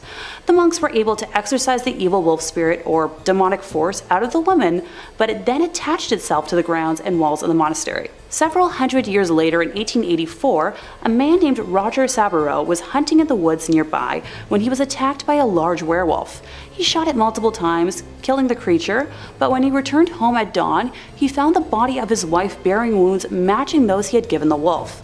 People say the spirit of Roger's wife and his own heartbroken spirit still wander the area when the moon is full. The abbey was exorcised by the church in 1921, but still remains haunted to this day. And coming in first place, we have the Abbey of the Black Hag, locally known as Monastery Galagduff, Please don't curse me for my pronunciation, St. Catherine's Abbey, or simply as Old Abbey. It's located roughly 2 miles east of the village of Shanagolden, in the townland of Old Abbey. Gee, can you tell where it got its name? One of the earliest recorded nunneries in Ireland, with its first official record being around 1298, it was built on land donated by John Fitzthomas, and has the typical layout for abbeys of its time, with a dining hall, cells, isolated meditation areas, and other rooms still able to be identified amongst the ruins today. During the 15th century, there was a major battle for supremacy in the area between the Earl Fitzgerald and the prestigious Butler family, of which the Earldom of Ormond belonged. It got to such an extent that the local bishop was known to pray for peace between the families at masses. During one of the nightly attacks, Earl Fitzgerald attempted to get his wife to safety, but as he was pulling her onto his horse, an arrow pierced her thigh, shattering the bone and spraying red bodily fluids. As he rode on, the Countess appeared to have succumbed to her injury, leading the Earl to seek sanctuary at St. Catherine's. The heartbroken man was certain his wife had passed, so he swiftly buried her beneath the altar and continued elsewhere to find safety. As the night went on, the nuns and residents began to hear hair-raising screams and made the decision to rebury the Countess in hopes of bringing her peace. When they dug up the body, they discovered her fingers were broken and her nails had been torn off. The poor woman had been buried alive, with a very slow and torturous end of her life. To this day, it is believed that the Countess has been unable to find peace and continues to scream in anguish, waiting for her husband to save her from a fate truly worse than death. Moving slightly ahead in time, we come to the Black Nun herself. Described as one in the order that wasn't content with being humble, helping others over herself, and the servitude to God, she instead craved power. The Hag had her own cell, where she worshipped Satan and performed black magic, becoming a slave to the occult. This was the highest form of blasphemy in the church, and the other nuns in the order fled the abbey, while the Hag remained in her now House of Darkness. To complete her rituals, the Black Nun would venture into the local community and perform depraved, lewd acts and offer sacrifices, with bones of young community members later discovered on the grounds. In modern times, visitors have reported seeing the dark, shadowy figure of a nun wandering, the feeling of being constantly watched, and a disembodied hand reaching towards them. It has been reported that flashlights cannot function in the nun's cell, and modern batteries drain too quickly to have any sort of rational explanation. In 5th place, we have diary proof of an SA scandal. Alrighty, can I get a show of hands? What's the first thing you think of when I say priest and scandal in the same sentence? Do those two words have the initials SA? I had a feeling. So those are words that this platform doesn't really like, so pardon me while I try to dodge them, and I apologize in advance for how comical I'm about to sound. This affair kicks off on June 22nd of 2023, when the Society of Jesus of Bolivia acknowledged that it had received from the Vatican a copy of the diary belonging to the late Alfonso Pedrejas, who was a priest accused of taking advantage of dozens of minors. He died of cancer in 2009, so he never faced repercussions for his actions in his lifetime. Primarily known as Father Pica, he was placed in boarding schools for impoverished youth, primarily in Cochabamba in the 1970s. So the diary was turned over to the prosecutors in that same city for that reason, and it was discovered that the late priest kept detailed accounts of the underage horrors he committed in Bolivia. So at one point, according to his diary, he told a colleague about the crimes, only to be advised not to mention it in future confessions. Yeah, the good old ignore it and it'll go away approach. The priest's nephew, Fernando Pedrejas, discovered a printout of the diary in an attic and turned it over to a major newspaper. And in its pages, the priest wrote lines such as, "I hurt so many people, too many." The newspaper publishing excerpts from the diary prompted an outcry in Bolivia and an official Vatican response. Go figure. Pope Francis promised to ensure the full cooperation of the church to work alongside the government as it investigates the allegations. He also expressed sorrow over the ongoing revelations in the Catholic Church, calling them deplorable. Yeah, okay. And remind me again, what does full cooperation mean? Coming from an institution that covers up more than it discloses, pardon me if I take that with a pound of salt. Bolivian President Luis Arce has called on his country to strengthen controls to prevent foreign priests with, a history of sexual crimes from entering the country. Which, it's fine, and obviously I support that, and, great, but it's hard to find that out when the church is super skilled at covering things like that up. Priest Jordi Bortomeu, a sex crime investigator from the Vatican, arrived in Bolivia back in May to gather information about prevention efforts being undertaken within the church to stop these kinds of crimes. Well, that sums it up right there for me, folks. The church has its own sex crime investigator. It's such a problem that they have a specialist. And before someone feels like fighting me on this, specialty jobs like that only exist because there's a need and a problem. That's not the kind of job that just got created out of midair for kicks. The investigation into Pedrejas joins at least 12 other ongoing judicial probes themselves into allegations of clergy sex crimes in Bolivia. So the Bolivian Episcopal Conference has said, one priest has already received a 10-year sentence for his crimes, while another priest, Milton Murillo, was sent to pretrial detention for 3 months in May. New testimony against Murillo emerged in the wake of the Pendrejas scandal as prosecutors called on survivors to step forward. Okie dokie. Time to move on before I start hissing like a tea kettle, and I swear by the end of today, I'm going to turn into a caricature with like a storm cloud over my head. In fourth place, we have a drastic loss of support. So in Germany, people who are formerly members of a church pay a so-called church tax that helps to finance it in addition to the regular taxes that the rest of the population have to pay. If they register their departure though with local authorities, they don't have to pay it anymore. Granted, there are some exceptions for like low earners, folks who are jobless, retirees, students, and etc. But I'm pretty sure here in North America, all money given is through donation, and you just, stop going on your own terms if you want, but it's more complicated elsewhere. But also feel free to let me know in the comments if I'm wrong, because I'm not a certain expert on Catholicism. Anywho, more than 500,000 people formally left the Catholic Church in Germany last year, which was significantly higher than the previous record. The German Bishops' Conference said specifically that over 522,000 people left the church last year, which is up from around 350,000 in 2021. In comparison, only 1,447 people joined the Catholic Church, which was around the same as the previous year. The departures left the number of Catholic Church members in Germany at nearly 21 million, which is just under a quarter of the population. Now, the Bishops' Conference didn't detail reasons for departures in this annual release of statistics, but many people have turned their backs on the church in recent years, amid fallout from scandal over bad things done by clergy and others. Wow, I'm shocked. In 2018, a church-commissioned report concluded that at least 3,667 people were harmed by clergy in Germany between 1946 and 2014, with more than half the victims being under 13, and nearly a third of that served as altar boys. Various dioceses tasked law firms or others to put together reports on their own past handling of these cases, which has led to massive tensions in the Cologne Archdiocese, where the Archbishop, Cardinal Rainer Maria Wolkai, drew widespread criticism for his handling of a report he commissioned. His offer of resignation has been pending with the Pope for months. Now, an independent report in the Munich Archdiocese, where the late Pope Benedict served as Archbishop from 1997 to 1982, last year faulted the handling of cases by a string of church officials past and present, including the then Cardinal Joseph Ratzinger himself. The head of the Central Committee of German Catholics, an influential organization, said she was sad but not surprised at the number of departures last year, and has called for reforms and more thorough investigations. Yeah, good luck with that one.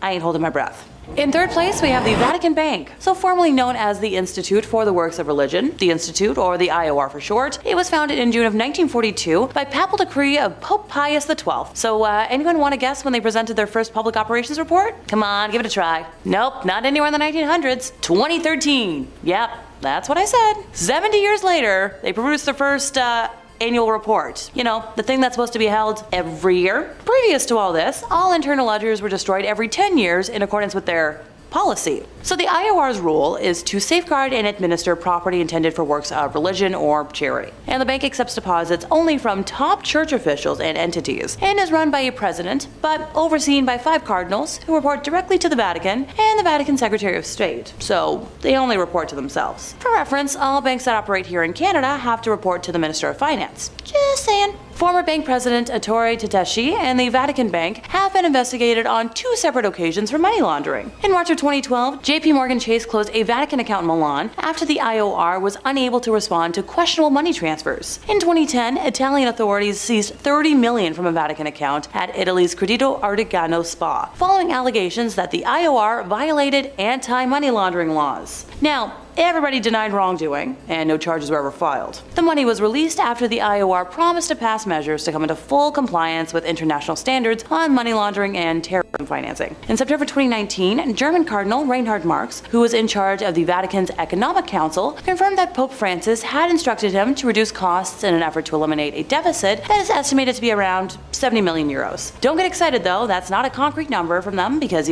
that would be way too transparent. The exact amount is up for debate because the Vatican had not published a budget since 2015 and has been without an in-house auditor for 2 years or more. And pardon me while I'm gonna blink real slowly here. The Vatican enjoys a property tax break for all non-commercial properties containing a chapel. So using this loophole, between the years 2006 to 2011, the Vatican evaded taxes that amounted to 4 billion euros. The European Court of Justice ruled this illegal, and the Vatican had to cough up those euros as tax, because, you know, every kind of organization has that money lying around. And no, the Vatican did not entirely pay for evading taxes. It is argued that if you take into account the taxes that they evaded dating back to, let's say, 1992, they would owe over 13 billion euros. Yeah, I'm moving on before my eye twitch gets worse. In second place, we have the chronovisor. No, this isn't some weird, hat or goggles. Italian Benedictine monk Pellegrino Ernetti claimed to have used a time viewer which could film the past without sound, and used it to obtain a photograph of the crucifixion of Jesus and view scenes from ancient Rome, including a performance of a very lost play. Now, this was mostly scrubbed away in history until like 2002, when author Father Francois Brune swore in his book, Le Nouveau Mystère du Vatican, that the chronovisor not only exists, but he learned about it in the early 1960s. A day after he met scientist priest Father Pellegrino for the first time, the two were sailing along the Grand Canal of Venice, discussing biblical interpretations, when the father explained that theories and interpretations were unnecessary when one could see the truth for himself. So he explained to our lovely author how the chronovisor functioned, allowing the viewer to both see and hear events of the past and future. And hey,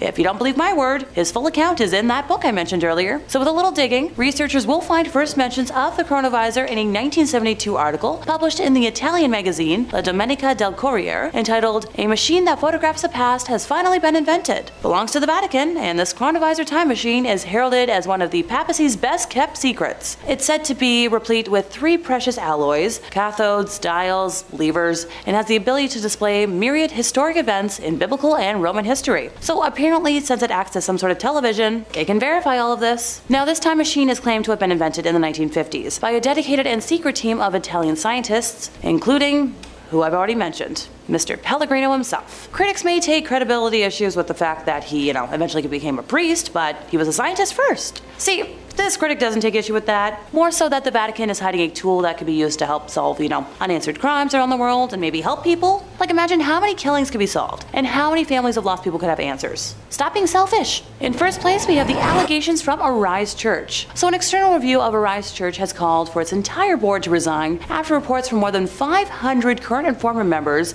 that include allegations of cult-like behavior, racism, SA, and conversion therapy came to light. So that report, compiled by a group called Pathfinding, which is, a consultancy firm for charitable organizations, was leaked to journalist David Ferrier, who revealed pretty damning allegations. The report was filled with experiences of, like I said, so many people involved with the church, which received nearly 15 million in donations the year before it was released. A 34-page summary of the investigation concluded it was undeniable that there had been significant hurts caused to people involved with Arise and egregious and systemic failures in governance over many years. And called for the board members to get the heck out. Arise Church senior pastor John Cameron did resign from his role following all these allegations, and Brent Cameron, pastor and brother of John, also resigned from his position around the same time. In a statement on its website, Arise said it was committed to safely share the stories of those who had participated and the report had been illegally obtained. Sure, whatever you say. The Pathfinding report recommended a full independent review of the church's finances, including, how donations tagged for certain purposes are used in reality, and a review of policies around expenditure limits for senior leadership. It also recommended disallowing tithing by younglings, and for those who are unaware, it means giving a percentage of your earnings. There was pressure to donate money, and some felt pretty uncomfortable about comments made about their donations.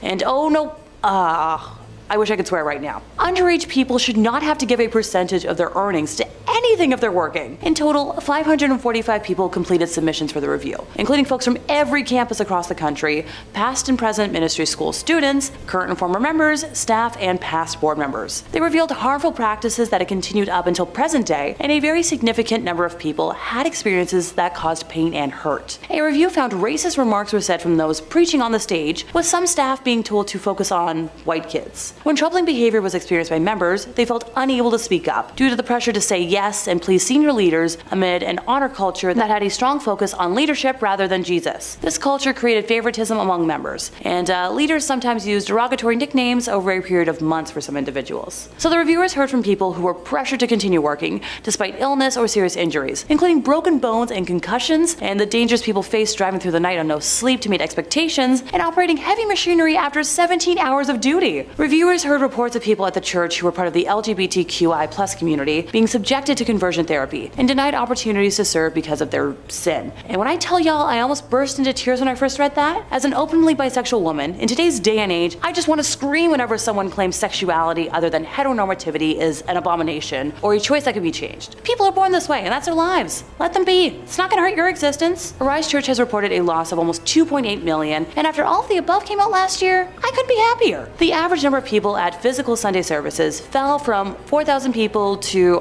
under 3,000, and virtual services were attended by an average of 700 people, down from over 1,000. Numbers also fell across the church's programs for children, which went down 28%, and young people, which was down 62%. Good riddance. Number 5. St. Clair's fingernails and her hair. Now, some people say that fingernails and hair continue to grow after the body passes away. This is commonly repeated, but actually not true, because rather it's the skin around the fingernails retracting that gives the illusion that the fingernails are still growing.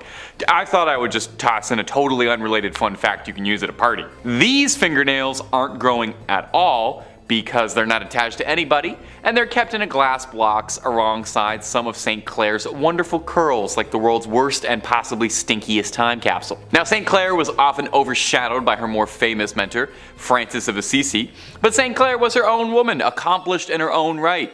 She founded her own order of nuns, the Poor Clares. Inspired by Francis's teachings when she was a teenager, she renounced the world and founded an order based on the ideals of extreme poverty and contemplation. I should probably look into this order because being extremely broke and contemplating being extremely broke is about 99% of what I do. The order spread popularity and houses of Poor Clares were established far away from her home convent in Assisi. Now, it's said that part of what made St. Clair's decision to give up the worldly life so inspiring was that not only was she blessed to be born into a family of great wealth, but oh va va voom, St. Clair was a real stunner. Now, the depictions we have to work with may not look like much, but they called her the first Jenner for her luscious lips and flowing locks. As proof of her devotion, Frances trimmed her beautiful extravagant hair as a physical manifestation of rejecting her former vain existence. As you can see, I'm not quite there yet. I'm still quite happy with my vain, disgusting hair. Now, someone down the line managed to get a hold of St. Clair's hair and fingernails. Maybe they were just sweeping the barber room floor. These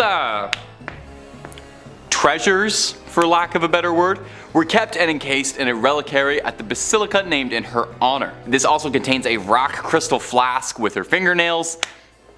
Really not sure why anyone felt they needed to keep that. I'm not sure how holy these are, but hey, I'm not a saint or a bishop or a pope or any of that stuff. I'm just a YouTuber and I'm barely that even. But if you want to hear more of me narrating some of these strange and peculiar parts of the big globe we share, Top 5 Scary is the place to be. We got a little something for everyone. So make sure you click on through, like this video, subscribe, and hit that little bell, and we can keep on bringing you screams every single day, twice a day, and then some.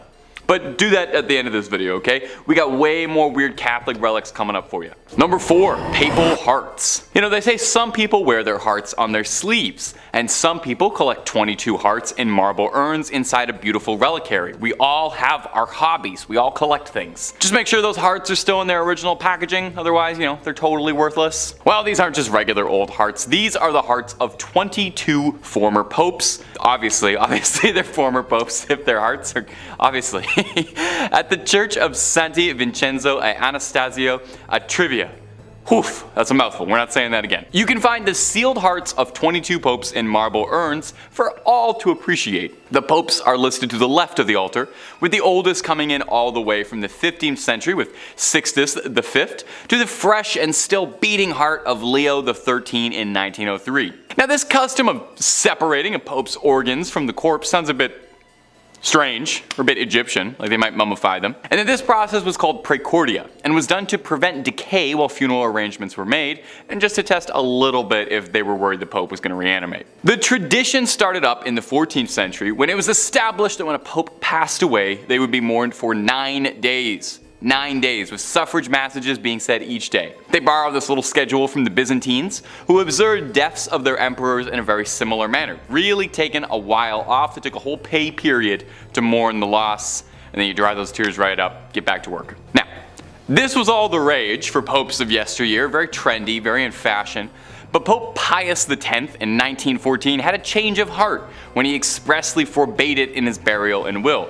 He said, "Don't do any of that weird stuff to me." Those were his exact words, if you can believe it. Now since then, his successors have all agreed and have all done the same. But who's to say? I feel this could be coming back in fashion. Pope Francis, how you feeling?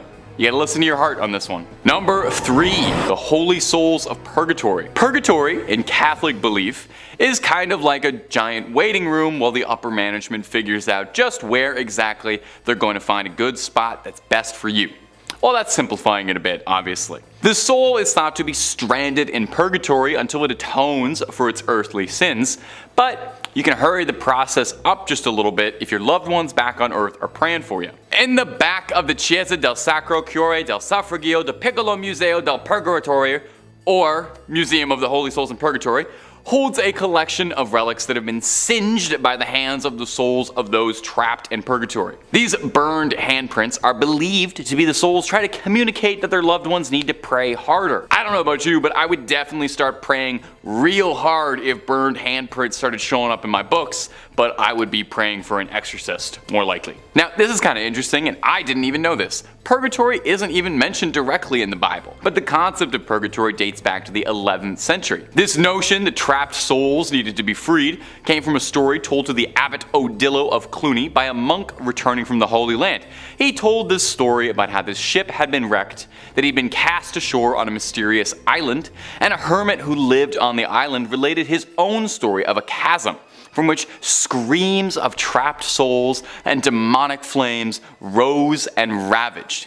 He told of how the demons would complain about losing souls when your loved ones would pray for their behalf. So November 2nd was established as All Souls Day. Everybody, all the souls. Where it was believed that prayers by the living could help get all of those trapped dead in purgatory loose.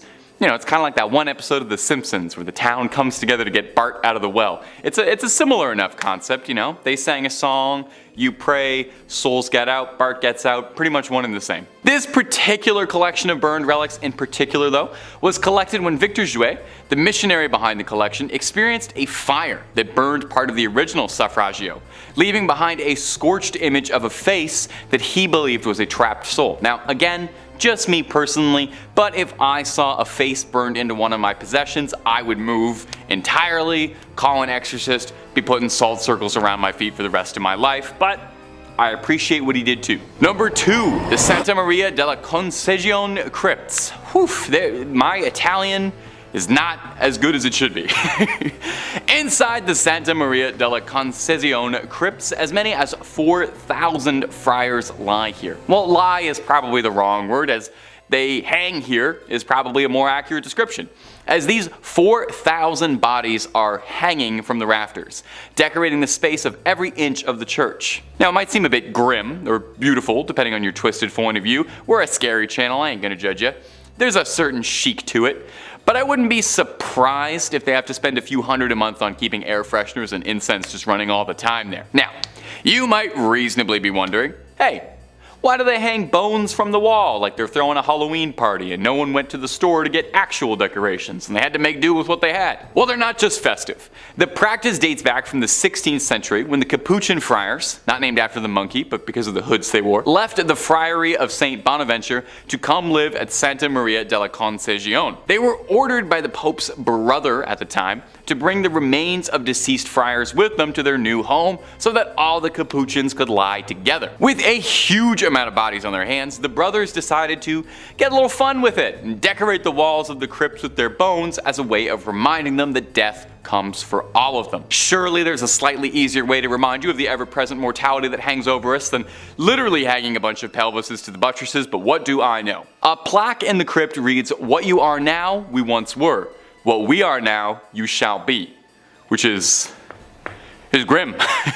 No way around it. The crypt contains a little bit of everything inside you. Crypt of skulls, lovely load of leg bones, and the star of the show is definitely the crypt of pelvises. Oh, make sure you get a photo in there. Make sure you grab a fridge magnet from the Pelvis Room gift shop. And number 1, St. John the Baptist's many heads. They say 2 heads are better than 1, which might be proof of what a great man St. John the Baptist is, because no one can seem to agree how many heads the guy actually had. The saint's head was supposedly brought back from Constantinople in 1206 by the crusader Wallen de Satan, but it seems this happened more than a few times, since 3 different shrines across the globe all claim to have the original head of St. John the Baptist, and no one's able to clear this up anytime soon. St. John was a forerunner of Jesus Christ, and the New Testament says that John was beheaded by Herod around 28 CE as a punishment for criticizing his recent divorce. Yeesh. Paintings of the beheading depicted on a silver platter, which is a nice way to get a severed head, I think. I don't know if I ever want a head delivered to me, but if I had to, I would want it on a silver platter. According to the legend, there really was a silver platter his head was delivered on that made its way to Constantinople or Istanbul, but was sold by the Crusaders in order to pay for his travels back. John's head was on display in the Amiens Cathedral up until the French Revolution, where they confiscated all church treasures, and it would eventually return home in 1816, then going all the way back to Rome from Greek monks who brought it to a shrine decorated with beautiful stained glass, one panel depicting the head on a silver platter. You think you wouldn't want to remember that? Well, here's where the trouble comes in. A German museum in Munich also takes great pride in having St. John's head. The Munich Residence Museum contains a bunch of other holy relics, but their most prized is the alleged St. John's head, although no one really knows how it got there. This skull is wrapped in cloth and heavily interred with gems. Now 2 would be impressive, but St. John's got a crowd worth of heads because he's got 3. His last head can be found in Damascus, Syria in the Umayyad Mosque, one of the oldest and largest mosques in the world. This relic, also not exposed, wrapped in a cloth, and is currently located in a shrine dedicated to the saint. So will the real John the Baptist please stand up?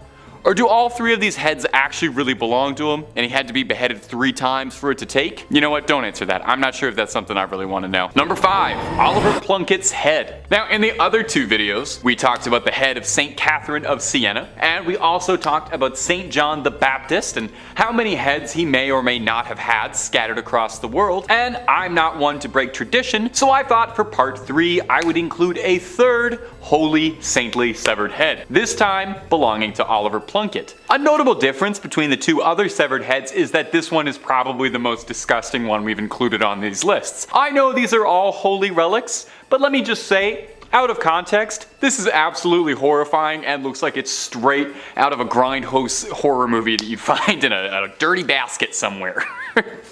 Oliver Plunkett, before becoming a head, was an Irish Catholic archbishop who was a victim of the Popish plot. Now, if you're not up to date on your Catholicism, that's a whole other video worth of explaining. I don't know much about the Popish plot. I'm not the guy to do that for you. But the short version is that it was a conspiracy falsely alleging that there was a plot against the Protestant king Charles II. Oliver Plunkett happened to end up on the receiving end of something really bad. Namely, he was executed, which is pretty bad. But they really went out of their way to destroy Oliver Plunkett, his public image, his body. They called his praising of the Roman Catholic Church high treason, and his punishment was a slow and arduous death. He was hung, drawn, and finally quartered. And just in case there were any odds of him pulling through on a miraculous recovery, as a final effort, they yeeted his head into a fire, where it was rescued by a friend of Plunkett. I'd like to think I would do that for my friends. Well, after being recovered, the head was rescued and stored hidden away in a nunnery, eventually brought to Ireland in 1995, where he's now kept on display in the National Shrine to the Saint. He was canonized for his troubles, and he is the first new Irish saint in about 700 years. It's high time for some new blood, I think. So, you can go, you can pay your respects to him, and maybe offer him some skin cream, because that skin's looking a little dry. And if you're looking for more creepy videos on weird relics or all sorts of strange things, Top 5 Scary has all of that and then some. If there's something scary, the odds are pretty good we've got a video or 2 on it. And if you haven't already, subscribe, hit that bell for more videos every single day. But do that at the end of this video, okay? We got way more weird Catholic relics coming up for you. Number 4, St. Teresa's hand. Now, if you've watched our other videos on this subject, then no doubt you're already very familiar with the practice of making remnants of saints into relics. Now, something that's directly from a saint is called a first-class relic. That means it's something that came off of their body, you know?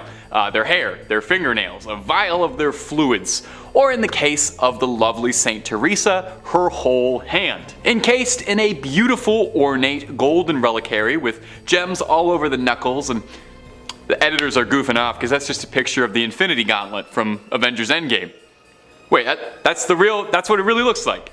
Yeah, it seems that Marvel Studios was more than inspired by the incorruptible St. Teresa's hand when designing the weapon that would give Thanos the power to wipe out half the universe. Throw a comparison pic of them side by side, they're almost indistinguishable. I'm not 100% certain if there's any symbolism or connection there, but I'm sure St. Teresa would love to know she was involved. She was a huge fan of the Marvel Cinematic Universe and all the things they do. When St. Teresa of Avila passed away, the sisters of her convent buried her with the hopes of keeping her holy body with them. 9 months later, she was exhumed, only to discover that her body was intact.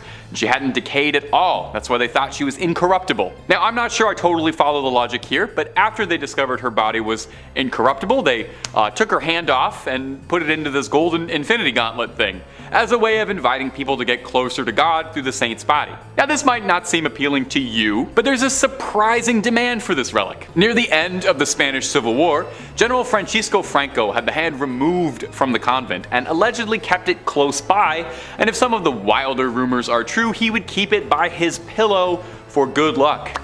You really gotta hand it to him. He was a devout follower of the faith. Today, you can find the hand in Iglesia de Nuestra Señora de la Merced in Ronda, Andalusia, and you don't even have to rip a stone out of the Vision's forehead to get a good look at this gauntlet. Number 3, the Veil of Veronica. Now, on these lists of holy relics, we've had all sorts of strange things. We've had fingernails, teeth, dried up hands, we got milk coming up later, all things that have come from the body. Well, this next one is no different. It's the Veil of Veronica, and to put it gently, it's a sweat rag that's a few thousand years old. Probably one of the most pungent odors on the planet. Imagine every gym locker room you've ever been in times 1,000. When Jesus carried the cross, bruised and beaten, there was one person among the crowds who saw fit to help him out a little. Veronica wiped Jesus' face with this rag, and miraculously his face transferred onto the rag like it was silly putty on the funny papers. Now, as an outsider, I thought this is what the Shroud of Turin was.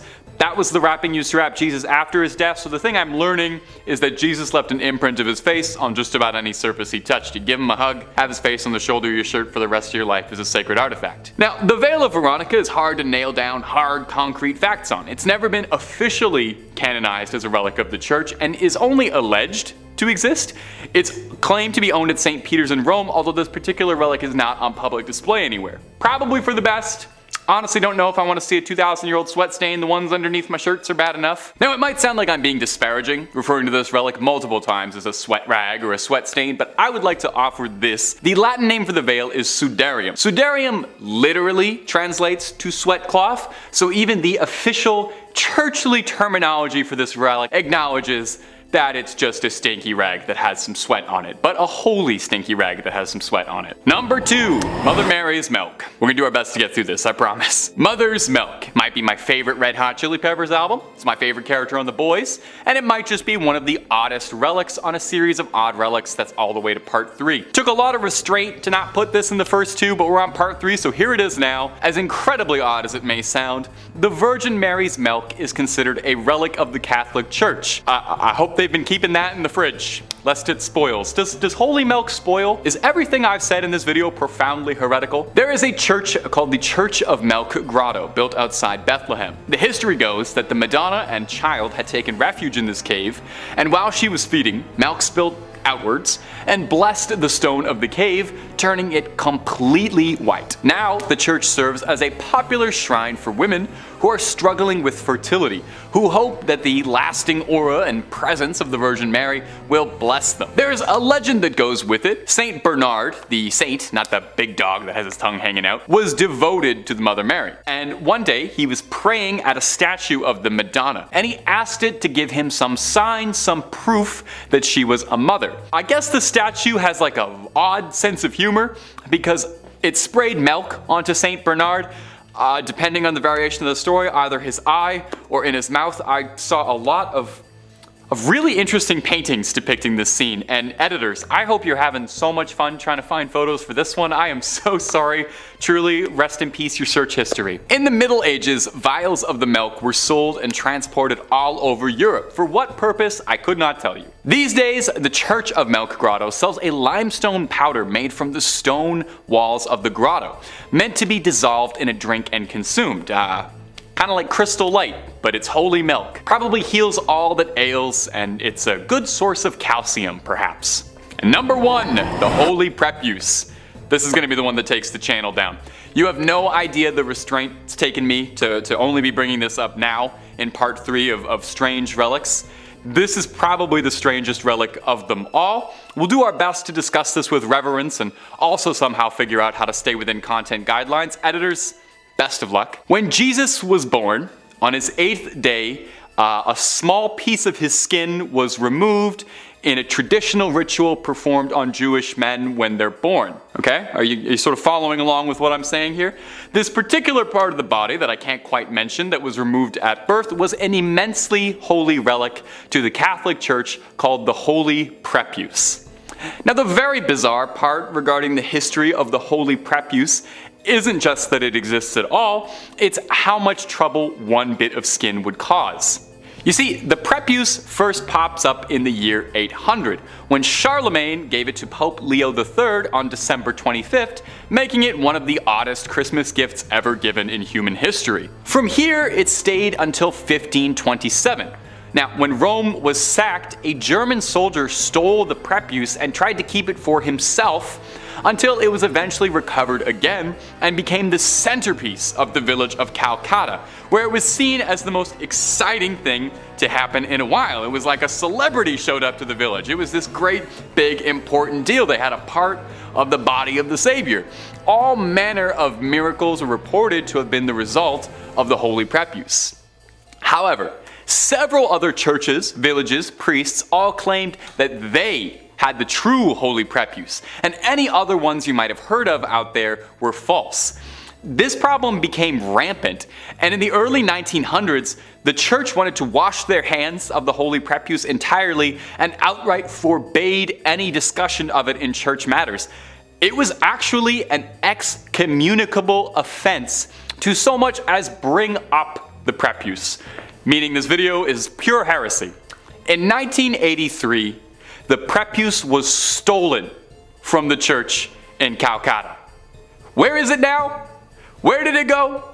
Absolutely no one knows. No one's fessed up. You know, if you took it, I think now's a good time to just admit you did it. But if they're ever looking for a plot line for a third National Treasure movie, I have an absolutely amazing idea for something Nicolas Cage could steal. Number 5, St. Catherine's head. Coming up first on our list of strange artifacts that the Catholic Church has hidden away is the severed, mummified head of the revered St. Catherine of Siena. You wouldn't really expect there to be a severed head kept out on display, but it is an important head, I've come to understand. When she was young, St. Catherine had a vision of Jesus on a throne surrounded by saints. Afterwards, she devoted her life to Catholicism and she gave herself to the nunnery, cut her hair, scalded herself, and took a vow of celibacy. At 28, Catherine was said to have received the stigmata when 5 red rays shot out of the crucifix she was praying to and pierced her hands, her feet, and her heart. But these were far from the only miracles attributed to the lovely St. Catherine, however. She was said to be seen levitating once during prayer, and even once a priest said he saw a Holy Communion fly from his hand directly into her mouth. Now, I will be honest, that does make her sound a bit like a saintly golden retriever, but okay. Catherine would pass at the young age of 33 and would be canonized a century later. If you don't know, that's a fancy word for being made into a saint post-mortem. While she passed in Rome, there was some disagreement as to where the young saint should be laid to rest eternally. Her hometown of Siena quite wanted her body back. Her spiritual leader, Raymond of Capua, knew he wouldn't really be able to smuggle her entire body past guards in Rome, so he elected to just take her head in a bag, which normally would be terrifying behavior, but it's good here. The story goes that when the guards intercepted Raymond, he prayed to Catherine, and when they looked inside his sack, they found naught but a collection of rose petals and not a severed head. Her final miracle. Now the head was placed in a reliquary. That's a difficult word to say, especially on a teleprompter. The head was placed in a reliquary where it still remains today, and you can go and pray to it, and I promise it's not gonna blink or anything at you, even though it looks like it just might. And if you're looking for way more stories of creepy relics locked away, haunted object, cursed things, cryptids, conspiracies, aliens, the whole scary 9 yards, Top 5 Scary has all of that and then some. So hit that little bell, hit subscribe, and make sure you do not miss a single thing. Do it after this video, okay? We got way more creepy things locked away coming up for you right now. Number 4, the Grand Grimoire. Our next entry has been formally referred to as the Gospel of Satan, and is said to be a cursed book whose knowledge had to be sealed away to protect humanity. So this might be the most deadly book ever published after Hop on Pop. The Grand Grimoire, who is said to have been penned by a priest in the 16th century, who was possessed by a litany of demons who compelled the man to put their knowledge to paper. Acting as a scribe for these demons, the man wrote everything they knew about dark incantations, spells, instructions on how to cast rituals, ways to bind a demon to you to make it your little minion and do your bidding. Wait, a demon gave instructions on how it wants to be bound to a human to serve humans? Freaky little demon. That's not all too. There is a step-by-step recipe for a little necromancy if you're down to dabble in some dark arts and make some bones dance to your rhythm. The book really covers all the fun stuff you have been told not to do. It's not just brimstone and hellfire neither. There's rituals to help manipulate luck, how to conduct a seance, and I actually think this is adorable. There's even ways to make people love you in there. But dating tip from old Tay,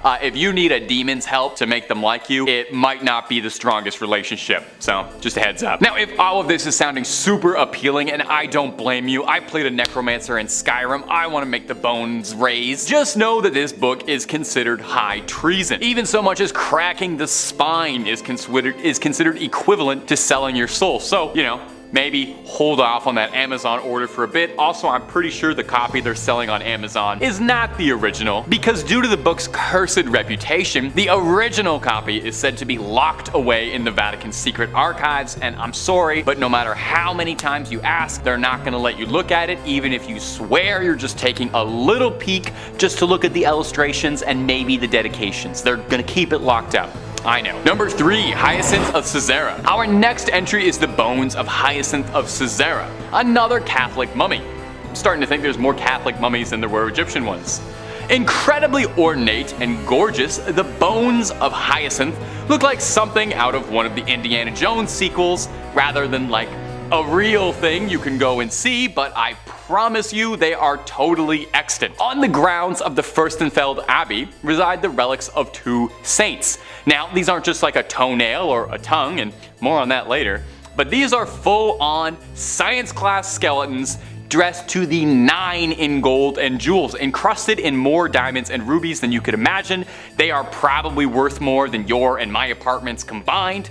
Old Hyacinth, Hisey, as he liked to be called by his friends, was an obscure martyr from the early days of Christianity, slain by the Romans for his faith. We know precious little about him today, but we know that his name appears in a list of martyrs from the 4th century, which suggests that he used to be pretty important, and he was popular enough to write his name down on a list, much like what I'm doing right now. Look at how history repeats itself like that. Isn't that fascinating? Now, Hyacinth's skeleton showed up at the Church of the Assumption in, I'm gonna excuse the pronunciation here, Fürstenfeldbruck near Munich at an unknown date. Did somebody just dropped him off? Somebody just dumped a bag of bones on the front step like he's a baby you're giving up for adoption at the fire station? No more questions. The church was sacked by the Swedish army in the 17th century, and when it was rebuilt, they really went all out with the decor, going over the top, a little baroque, including a skeleton decked out in bling, looking like he is about to take over the skeleton rap scene. So that's Hyacinth, largely not remembered in life for any particular reason beyond being slain for his religion, and remembered forever as a ludicrously swagged out skeleton. We can all only hope for similar legacies as dear sweet Hyacinth. Number 2, the tongue of Saint Padilla.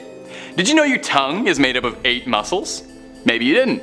Did you know that one of the most important relics to the Catholic Church is a dried up 8,000-year-old tongue that looks like beef jerky kept inside a golden helmet that looks like something out of a dark fantasy 80s movie? Well, now you do. And have you enjoyed how much of this list is mummified bodies in gold? Because I have. St. Anthony was said to be a jewel case of the Bible, making a name for himself with his apparently extremely inspirational sermons that won the Catholic Church many new members. People would flock in just to hear what St. Anthony was talking about. Apparently, he even got a bunch of ex-Christians to reform and rejoin the faith. He was apparently an incredibly accomplished public speaker, and I would say that he had a silver tongue, but we actually have proof of what color his tongue was because it's kept in a little glass jar. St. Anthony would pass away in 1231 from edema, a horrible disease that causes a buildup and blockage of fluid in the body's tissues. Now, some 30 years later, in 1263, he was exhumed, and shocking the gravediggers who were doing it, while his body had rotted and decomposed, his legendary tongue was still intact, as incorruptible as it had been in life, allegedly still wet with saliva. I wonder if he could still taste. Seeing it was a miracle, the gravediggers took his tongue alongside the bottom half of his jaw, and they are both displayed in the Basilica of St. Anthony of Padua in elaborate gold reliquaries. But honestly, it looks like something straight out of Warhammer 40k. Does no one think this is as odd as I do? Maybe I'm an outsider. I didn't grow up terribly Catholic, so I don't really know these imagery. I know the story behind it isn't terribly scary, but the image of this tongue and jaw inside a little glass helmet wrapped in gold looks like something I would ask an AI to make if I typed in nightmare. A tongue shouldn't look like that.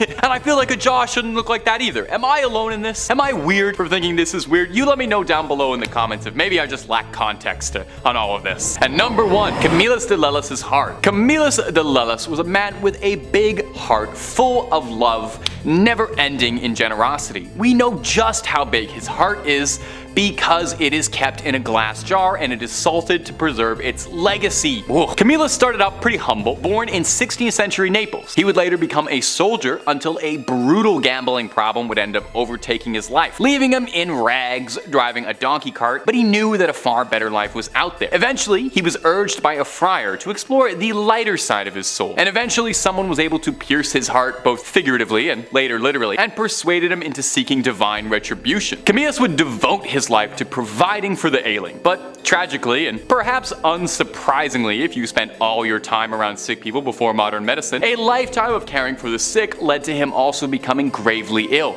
soaking up a litany of ailments, including a sore in his leg for 46 years, a rupture for 38 years, 2 callous sores in the sole of a foot, violent nephritic colics, intense kidney pain, and for a long time a loss of appetite. Number 4, the treacherous Pope Boniface. Let he who is without sin cast the first stone. This idea being that none of us are truly free of sin, and we're all born into this world natural sinners. Well, some people really take that idea and really run with it. And you would be surprised how high up the Catholic Church some of these troublemakers get. That's where Pope Boniface VII comes in, one of history's most notorious popes for his incredibly unholy behavior. Pope Boniface was actually so wildly controversial that Dante Alighieri wrote in the Inferno that Pope Boniface was condemned to the 8th circle of hell where the frauds were kept. It's a really good window into the sort of general mindset of the population that in their books they were imagining all the ways he'd be tormented in hell.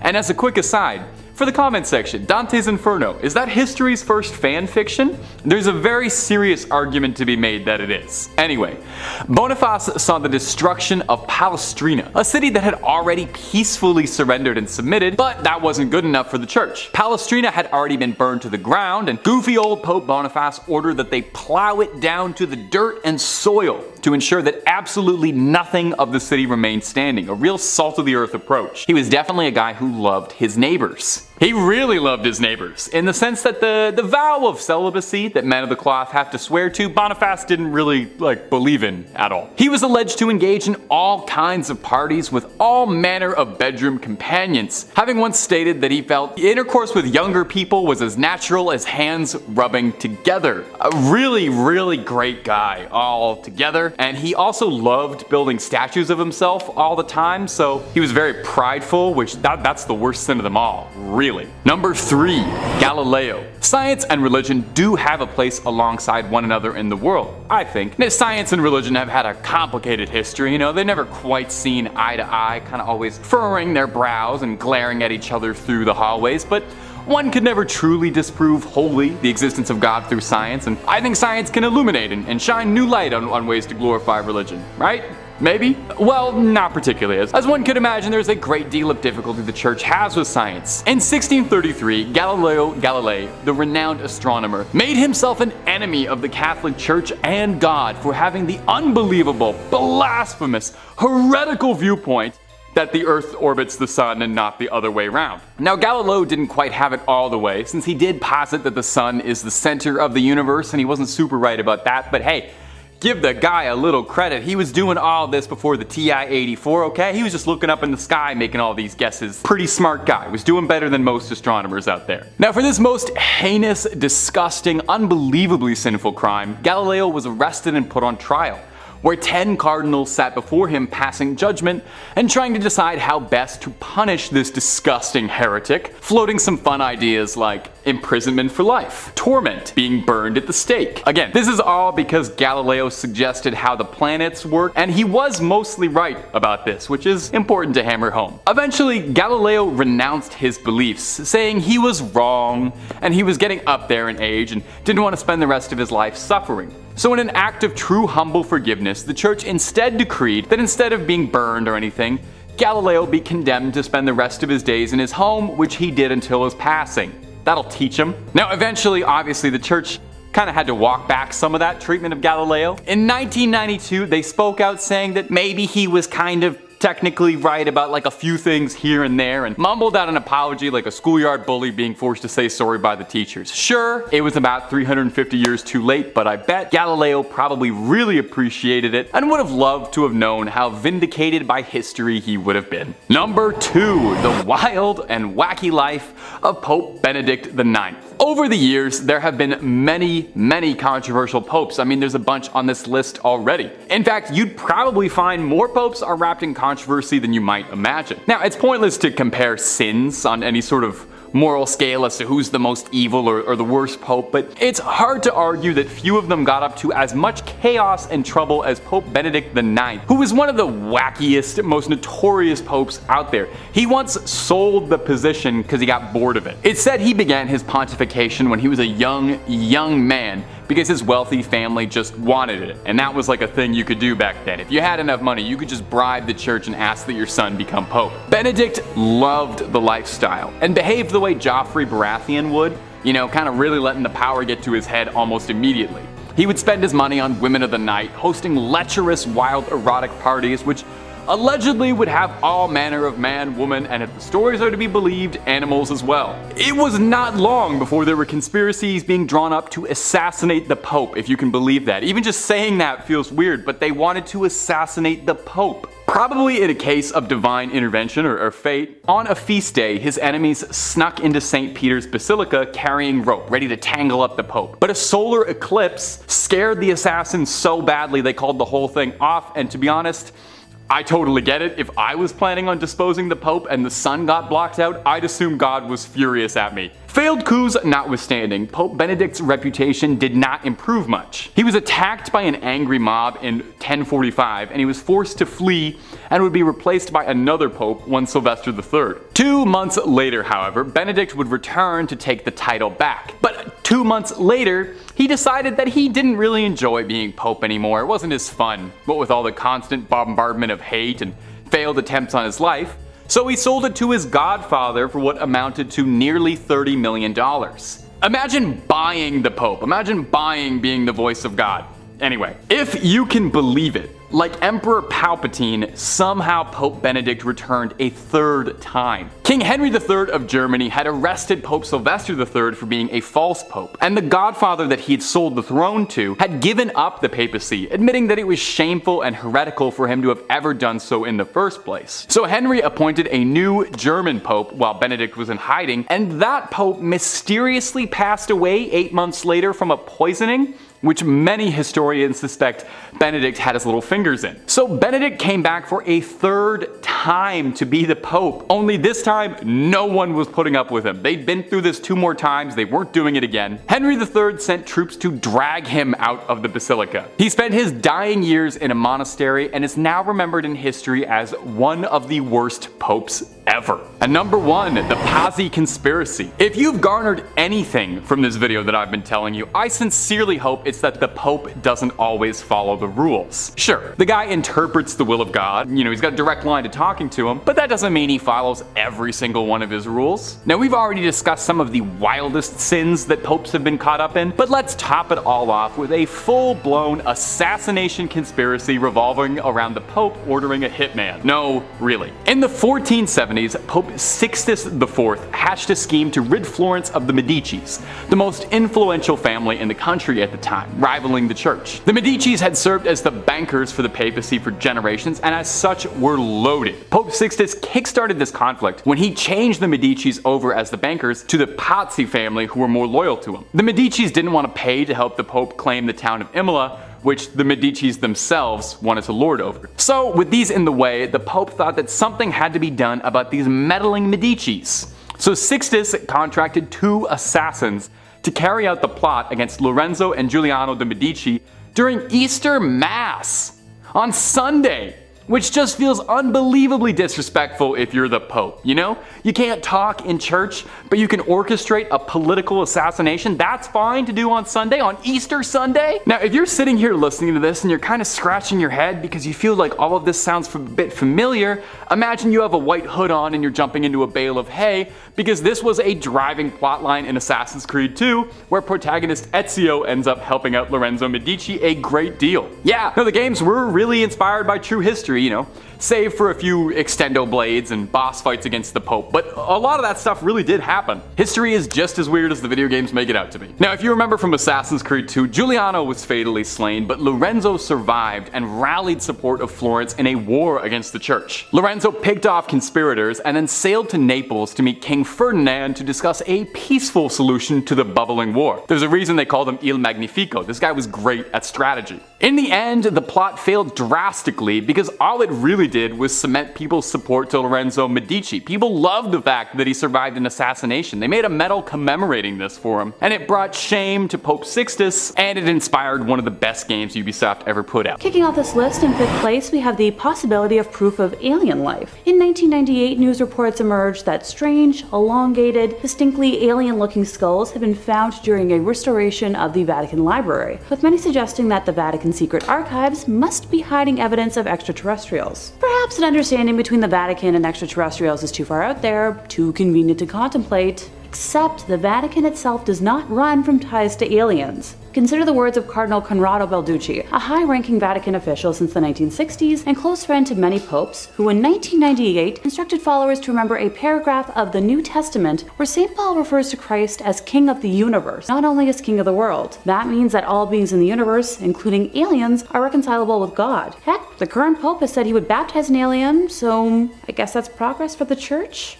You tell me. In 4th place, we have Conscience Court. Yep, the Vatican has a secret court for sins based on conscience. Not proof, not evidence, but absolution from conscience. Bishops who handle such hearings are the Apostolic Penitentiary, also known as the Tribunal of Conscience. Created by Pope Alexander in 1179, it was a secret to the public until 2009. Wow, a secret they kept from the general public? Consider me less than surprised. The sins judged in this court vary from spitting out the desecration of a communion wafer to priests breaking their vows of celibacy. Spitting out communion's a sin? News to me. I can think of a lot of icky priests that should go to real court for how they broke their vows, not a court where they're simply forgiven. Sinners who seek absolution have to write a petition to the Holy See. They use pseudonyms to protect their identities and submit the petition to the tribunal. The tribunal considers the matter, but the decision-making lies with the major penitentiary, and if he is uncertain, then he submits the matter to the Pope. Until about the 18th century, heinous crimes such as ending lives and fornication against will were judged by the tribunal. Sure, let's give Father whatever his name is a slap on the wrist so he can have a clear conscience about breaking serious laws and go back to his biggest concern about having a perfect life after passing. Because that's the priority for serious crimes. Same with using a fake name for protection. Really great. In third place, time to talk about exorcisms. While I'm sure someone out there is chuckling, exorcisms are nothing to be taken lightly. They're a religious or a spiritual practice of evicting demons, jinns, or other malevolent spiritual entities from a person or an area that is believed to be possessed. It varies a bit from religion to religion, so bear with me while I specify how it works in the Catholic Church. In Catholicism, exorcisms are performed in the name of Jesus Christ. There's a distinction between major exorcisms and minor exorcisms. Minor exorcisms are included in some blessings in which priests create sacramentals such as blessed salt. A related practice is deliverance ministry. Now, the distinction between deliverance ministry and exorcism is that exorcism is conducted by priests who are given special permission from the Catholic Church, while deliverance ministry is prayer for people who are distressed and wish to heal emotional wounds, including those purposefully caused by evil spirits. The Catholic rite for a formal exorcism, called a major exorcism, is given in section 11 of Ritual Romanum. The ritual lists guidelines for conducting an exorcism and for determining when a formal exorcism is required. Priests are instructed to carefully determine that the nature of the condition is not actually a psychological or physical illness before proceeding. Sure, I'd love to see their criteria. In Catholic practice, the person performing the exorcism, known as an exorcist, must be an ordained priest. The exorcist recites prayers according to the rubrics of the rite and makes use of religious materials such as icons, sacramentals, and holy relics. The exorcist revokes God, specifically the name of Jesus Christ, as well as saints of the Church Triumphant and the Archangel Michael, to intervene with the exorcism. According to Catholic understanding, several weekly exorcisms over many years are sometimes required to expel a deeply entrenched demon. St. Michael's prayer against Satan and the rebellious angels, attributed to Pope Leo, is considered the strongest prayer of the Catholic Church against cases of diabolical possession.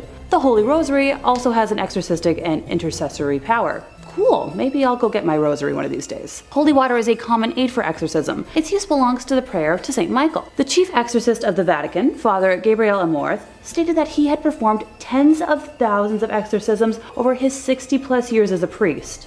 Oh my gosh. Additionally, popes have performed exorcisms. Father Amorth states that in 2009, Pope Benedict slammed Satan out of 2 guys, and in 2000, Pope John Paul II attempted to exorcise a woman, but failed to do so. Father Amorth later witnessed the possessed woman crawling up the walls like a spider. Interesting. In Roman Catholicism, exorcism is a sacramental but not a sacrament, unlike baptism, confession, First Communion. Unlike a sacrament, exorcism's integrity and efficiency do not depend on the rigid use of an unchanging formula or the ordered sequence of prescribed actions. Its efficiency depends on 2 elements: authorization from valid and illicit church authorities, and the faith of the exorcist. Ever since the rise of the popularity of exorcisms in the movie of, similar name, the church has tried hiding that they still practice them, but we know better. Number 2 on our list is the Vatican Bank. Yeah, totally not suspicious at all. Buckle in because there is a lot to unpack here. Formerly known as the Institute for the Works of Religion, the Institute, or the IOR for short, was founded in June 1942 by papal decree of Pope Pius XII. Guess when they presented their first public operations report? Nope, not 1943. Try again, I'll wait. Nope, not even in the 1900s.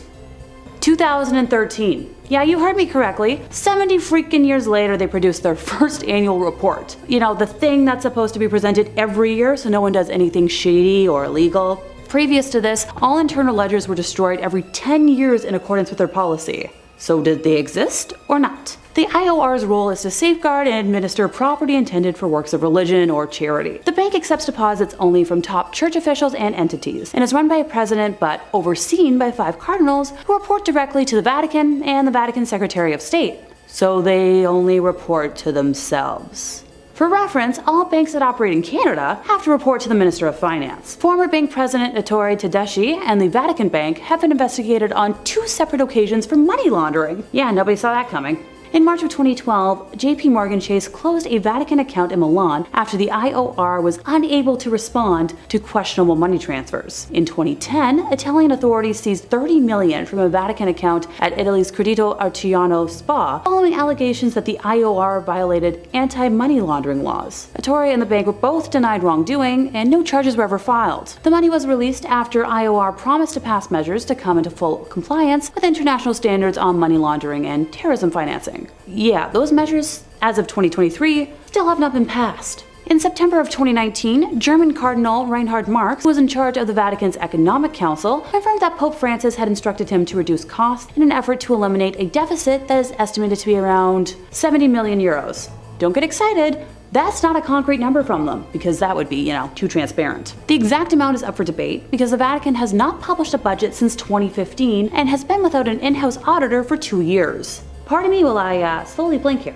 The Vatican enjoys a property tax break for all non-commercial properties containing a chapel. So using this loophole between the years 2006 and 2011, the Vatican evaded taxes that amounted to about 4 billion euros. The European Court of Justice ruled this illegal, and the Vatican had to cough up 4 billion euros as post-dated tax. Sure, because every normal organization has that kind of money just lying around. The Vatican did not entirely pay for evading taxes, and it's argued that if you take into account the taxes they evaded dating back to 1992, the total amount's going to be over 13 billion euros. That's right, billion.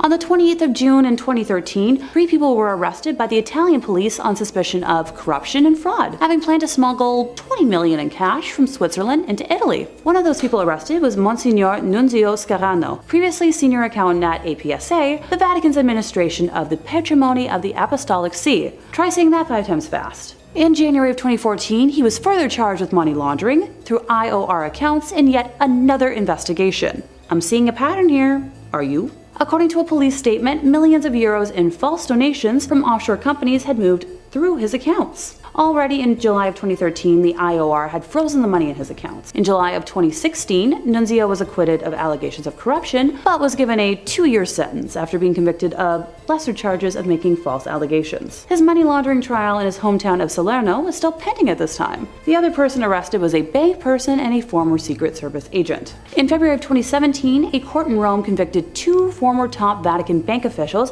Paolo Cipriani and Massimo Tullioff, for omissions in communications involving 3 small transfers. Paolo was a former Vatican bank director, and Massimo was his former deputy. They were, however, acquitted of a more serious money laundering charge, which involved 60 million in transfers, and were sentenced to 4 months and 10 days in prison. They were also forced to return $6,000 each. Oh, so glad they had to return so much of that money. In 2018, Vatican prosecutors indicted former Vatican Bank president Angelo Caloia and an attorney, Gabriele Liuzzo, for embezzling $62 million and using a real estate scam between 2001 and 2006. Oh yeah, totally a safe bank to put money in. And in first place, we have some unethical history German stuff. Thanks to guidelines, I have a lovely dictionary of words I cannot say, so I'll try to give y'all a little list right now. Yahtzee is going to represent a group that carries about, a very distinct flag, and evil dictator Schmiedler is their leader. I'll just use evil dictator or cruel dictator. I hope y'all can follow along, because things are about to get dicey. Remember that bank I just talked about? Yeah, time to get even more in depth. A filed lawsuit claims that during the dictator's reign, the Vatican Bank received at least 200 million Swiss francs from his puppet Utasha regime, money that his followers allegedly looted from groups of people they set out to eliminate. The class action suit, headed up by attorney Keelan Friesen at Minneapolis law firm Zimmerman Reed, involves 2,000 plaintiffs who are seeking an accounting of purported funds as well as restitution that can amount to around $200 million. The claim also names, unidentified Swiss, Austrian, Argentine, Spanish, Italian, Portuguese, and German banking institutions, where plaintiffs' lawyers say some of the plunder may have been routed to help the war criminals escape to Argentina. The suit relies on once classified documents from various countries that have been made public in recent years, as well as a 1998 U.S. government report issued by Commerce Undersecretary Stuart Eizenstat. Some of the report's most damning evidence appears in a 1946 intelligence memo from a U.S. Treasury agent named Emerson Bigelow, who states that the Swiss francs were held in, you guessed it, the Vatican for safekeeping. The Vatican has constantly denied allegations of receiving Yahtzee gold and said in its internal review that they showed no trace of such funds. Sure, I'm totally going to trust the internal review from a bank that destroyed their records for 70 years before going public. One of the reasons the Vatican has been criticized is that it refuses to open its archives as others have done. A key figure in helping the Utashi was Krunoslav Draganovic, a Croatian priest who was head of the College of San Girolamo in Rome. Men from Croatia who wanted to become priests lived at San Girolamo while studying for ordination. After World War II, the college served as a safe house for the Utashi underground. It is alleged that Draganovic had aided the military and civilian leaders who had been in power in Croatia and committed war crimes. His assistance consisted in obtaining false documents and safe passage out of Italy. People write that there are allegations that he used his Vatican bank connections to launder gold stolen by, you guessed it, and that he was paid for his cooperation. He admitted in a 1945 that he had personally moved 40 kilos of Utashi gold to Rome, concealed in 2 packing cases. A request made under the Freedom of Information Act resulted in the 1997 release of Bigelow's report. Criminal conduct described in the report led to the institution of a 1999 lawsuit against the Vatican bank. Criminal conduct described in the report led to the institution of a 1999 lawsuit against the Vatican bank filed by survivors and descendants. The lawsuit was dismissed in 2009 under terms of the Sovereign Immunities Act. Although the legal case no longer stands, moral questions surrounding the plunder remain. Yeah, I've got a few questions of my own. Now, ever since allegations concerning the Vatican bank and the Croatian plunder became public, requests have been made to the Vatican to allow access to archival documents from the time of Pope Pius. Pius was Pope from 1939 until 58, and if there's anything, it would be found on documents from his papacy, if they still exist. According to Gerald Posner in God's Bankers, following tradition, documents relevant to Pope Pius could have been made public on March 12th of 2014, 75 years after his election as Pope, but you guessed it, the day passed without any release of those documents. At a 1997 conference on looted Yahtzee gold in London, the Vatican was the only one of 42 countries that rebuffed all requests for archival access. At a 1998 restitution summit in Washington, it ignored an emotional plea by U.S. Secretary of State and stood aside as 44 countries approved an ambitious plan to return, icky looted art and property, settle unpaid life insurance claims, and reaffirm the call for open access to that time era archives. Subsequent pleas for opening the files by Bill Clinton, the State Department, and other organizations went unanswered. Enthusiasm over a 1999 Vatican announcement to allow Jewish historians into the wartime archives was short-lived.